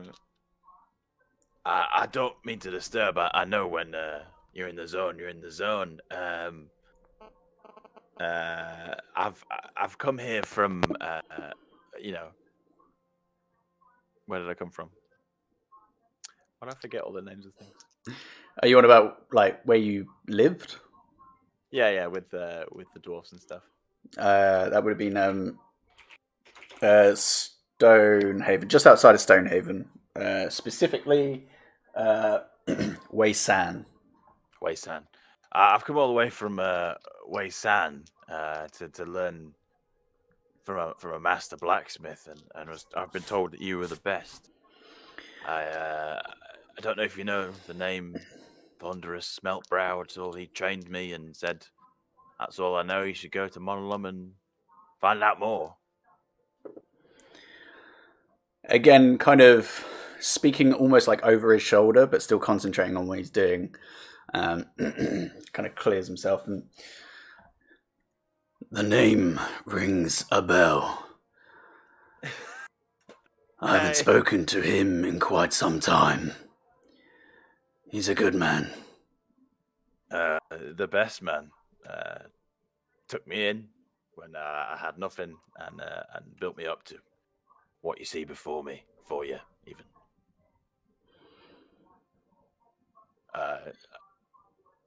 Would that be something that we could organise, or I don't know? I wasn't given much instruction, in all fairness. I just thought I'd come and try my luck. I see. Well, explain to me why exactly I would take you on. Well, this would be the perfect time to show the armor and all the stuff that I've made. I haven't been taken by the Black Guards. But instead of that, I'll go through and, because I don't know these things, talk him through like my processes and what I made and how it was super strong and super cool and super great, and how I managed to blend two different styles of blacksmithing together to create this really unique set of armor. And I'd like to learn more about how to hone my craft even more. And I'm going to die soon, so pulling their old heartstrings and so I need to kind of fulfill this as like my last kind of thing to do in my life. And as you're talking and describing things, and he doesn't ever really fully give you his attention. His focus is always on what he's kind of crafting currently. Yeah. And once you've kind of finished your spiel, your plead, you kind of hear the stonecutter slowly stop and kind of wind down. And he kind of pulls out and like stamps in the ground next to him this kind of large, almost like bastard sword, which he uses to kind of help push himself up. And he kind of takes it over to another table and starts kind of wiping it down. Again, not fully acknowledging you. Mm-hmm. I tell you what, I've had a lot of people walk through here with all sorts of stories. Words don't mean fucking shit in this world. It's what you do that defines you. That's just inspirational. I couldn't agree more. Ulrick, I happily show you what I can do if you want me to. He leaves the sword on the table and kind of slowly turns around to you, and you can see that there's all sorts of like pock marks on the leather vest, and his kind of face itself kind of has this like massive gouge going from like the bottom of the jaw up and across the eye, and kind of pulls his eyebrow like up a little bit and splits it. It's a pretty like gnarled looking face, but yeah, just a massive grey beard that's like kind of almost like braided into the two sections with these massive like thick metal rings on them. And kind of just walks up to you. Granted, he's like half your height, but there's like an intensity about him that even kind of causes you to kind of like step back a little bit. Yeah. Fierce boy. Yeah. I get that he sent you here, but I don't owe you shit. Now, from what you're saying, you've got some skill, and that's fair enough. You could probably do something with it. But if you want to do anything with me, tell you what, show me what you're fucking made of. How about you win that tournament? And if you do that, maybe we could work together on something. It's all coming together. Well, funny you should say that. We were actually just about to plan and go do that very thing you asked me to do. So Ah, how fucking You're on. serendipitous. Indeed. It's almost like someone planned it, right? Yeah, it's crazy.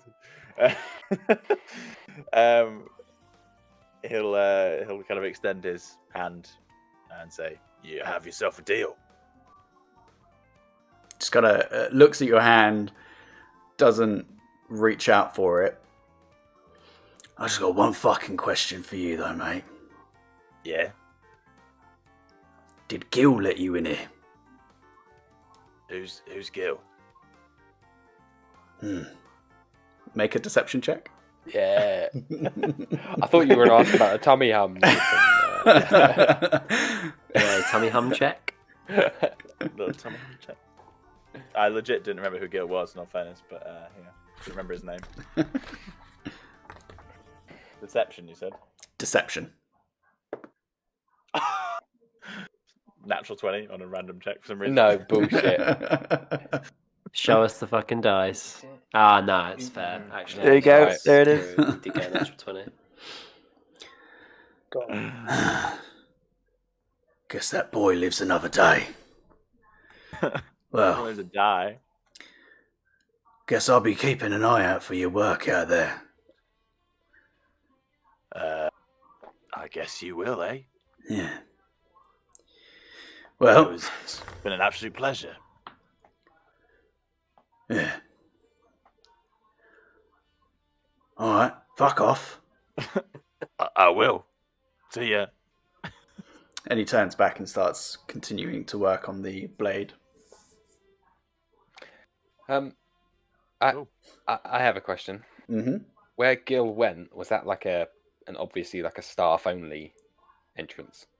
Well, it was behind the counter, so you would assume so. But as Ulrick starts coming back out of that area, I'm assuming that you guys were just kind of floating around in that main. Yeah. Yeah. Yeah. You hear the footsteps of Gil coming back down and being like, "Oh, I can't believe you went in there. You got to speak to me first before you go in and bother Ulrick Greystone. I can't believe you've done that." I'll just be like, who the hell are you? Come on, out you get. We need to give him some peace and quiet. You're not wrong. And I'd like wink at him. Just like shakes his head because it's so fucking obvious. I want to catch his ear before. Well, the other guys can leave. I don't care, but I just want to catch the person who I've never met before. Just his as ear. a quick point, by the way, or your tummy hum is still pulling you back in that opposite area. Okay, to the same sort of place. Yeah. Sorry, Quinn, continue. I just want to catch Gil and say, good afternoon, person who I've meeting for the first time right now in this initial discussion. What do you know about the embassy that's nearby? Good shout. Oh, I mean, yeah. I've never been in there myself and not really needed to. Typically, anybody that's come over from a fellow kingdom or another country or royalty or anything like that, they kind of go there, stay. It's a well-protected area. It's kind of where they go to like rub elbows with, the royal family and stuff like that. So, yeah. Are the royal family often found there, are they? Not really. The prince is kind of frequent there more often than the king. He's kind of a bit preoccupied at the moment. Okay, that's everything. Thank you for your information. It's very much appreciated. That's all right. Don't you worry about it. Person that I've met for the first time. Indeed. Best of luck, person I am now leaving for the first time. As you turn and start walking out, you just hear Ulrick shout out, "Gil!" It's like, oh god, no. I get the feeling I need to be blink twice if you need to. Okay, Poor cool. Gil. Yeah, poor Gil. Okay, when we're back out in the street, actually no, I'll save that conversation for when we're all together. Sure. So you exit back out into the street. And yeah, it's probably only like, for you to traverse the city, I'd probably say it's like closer to like 2-3 o'clock at this point. All right. Well, what do you reckon we should do now, boys? If it's all the same with you, I wouldn't mind trying to look for maybe a religious quarter, just to check in.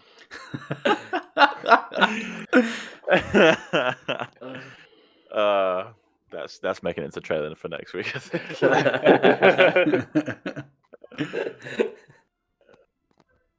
Yeah. Fine. Such enthusiasm, Russ. All right. Actually, on second thoughts, you go and do that. I'm going to retire for the afternoon. Hey there, Quinn. We could have a nice time if you want. We could go out on the town. Oh. While these religious people go off and pray to their gods and whatnot, we can fucking paint the town red. Yeah, just Owain. Sabine's like, Yo, what are you guys talking about? Sabina, you coming on this? Oh, Sabine, you wanna come too? We can make it a nice threesome. I mean, yeah, I'll join okay with you. No offense, Owain, but I'm not really interested in the religious stuff. Hook up with you guys later on. Are you going back to the bar, or are you going to try and find somewhere else? Well, I wanted to partake in some of the festival activities. It's nice to have a sense of normalcy for a change. So, Yeah. just a bit of a street food can sometimes be you rather could enjoyable. Hear the pretentiousness in your voice. Street food. It's been practiced over 32 years, let me tell you. Yeah, I like to get a bit down and dirty. So, I mean, Oh. yeah. No, it's fine. so Owain heading towards the religious sect. Yeah, like if I can see, like a city, the biggest building is like a cathedral or something. I'll make my way that way under the assumption there might be other religious, buildings nearby. So you start heading off, kind of asking around, trying to figure out where exactly the religious sector is. Ulrick, Sabine, and Quinn, as you're kind of making your way back towards where the bulk of the festivities are, Quinn, you start to have like this weird sensation, and you kind of drop back a little bit from the other two as they're kind of deep in conversation about what Ulrick has just gone through. And you hear a voice come through to you. Ooh. Have you picked up a sentient weapon? Am I casting message to myself? Brother, I know I haven't spoken to you in some time, and for all I know, you're not even on this continent, but if you have the time, I would quite appreciate your help if you could come back and help us out. The Brotherhood. There's something wrong, and I need your help. And that's where we're gonna end it. Hey. Oh my lord! Oh shit! Quinn's Very got a brother. cool. Nah, cute? Nath, Download's been coasting on having no real important backstory for too long. You can't. I'll just throw that in. I don't know what you're talking about, mate. Cool. Yeah, I think we'll end it there just because we're kind of starting to get into stuff where like we could do all sorts of RP, and that's going to take us on quite a bit later. So yeah. Oh, that was dope. Hey, nobody died. No one died. I will take that as a victory every single time. Yeah, not Not yet. Not yet. We got a tournament to win. This is going to be. Oh, yeah. Well Love that. excited. You might have to do some persuasion to get Quinn to enter into a fucking gladiatorial arena. I'm just gonna give you some. You've got some time to think about how you're going to persuade him to do it. Well, Okay. Yeah, That's 90-10, God. and we might be talking. Yeah, that's a decent amount for all of you.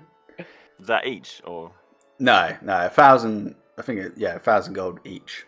Realistically, it's 5,004 ways because Ulrick doesn't need it. Hey. Very, very true. Always a pragmatist. Now you're going. Ulrich needs a big blowout evening before It's true. Which could be, It's true. which could be I've got our a- treat. Yeah, for like 100 Hey. gold. that vineyard trip that we've been talking about for so long. It's right up Ulrich's street for his final day. He'll just die of boredom before he actually dies. Boredom before I get there. Yeah. We're just there sipping wine, trying to figure out the berries. He's like, oh, You might like the grape smashing. Yep. yeah. He's just stomping in the back. It's like, No. Why does the wine taste like orc feet? No idea. All right. Well, we will call it there. We will be back hopefully in 2 weeks' time. We're trying to finalise the day ahead of time. But yeah, thank you for everybody that stopped by. Feel free to obviously go back and check out the other episodes if you want to, be it Spotify or on YouTube or whatever means we have at your disposal. And yeah, we'll see you next time. Bye. good night. Bye.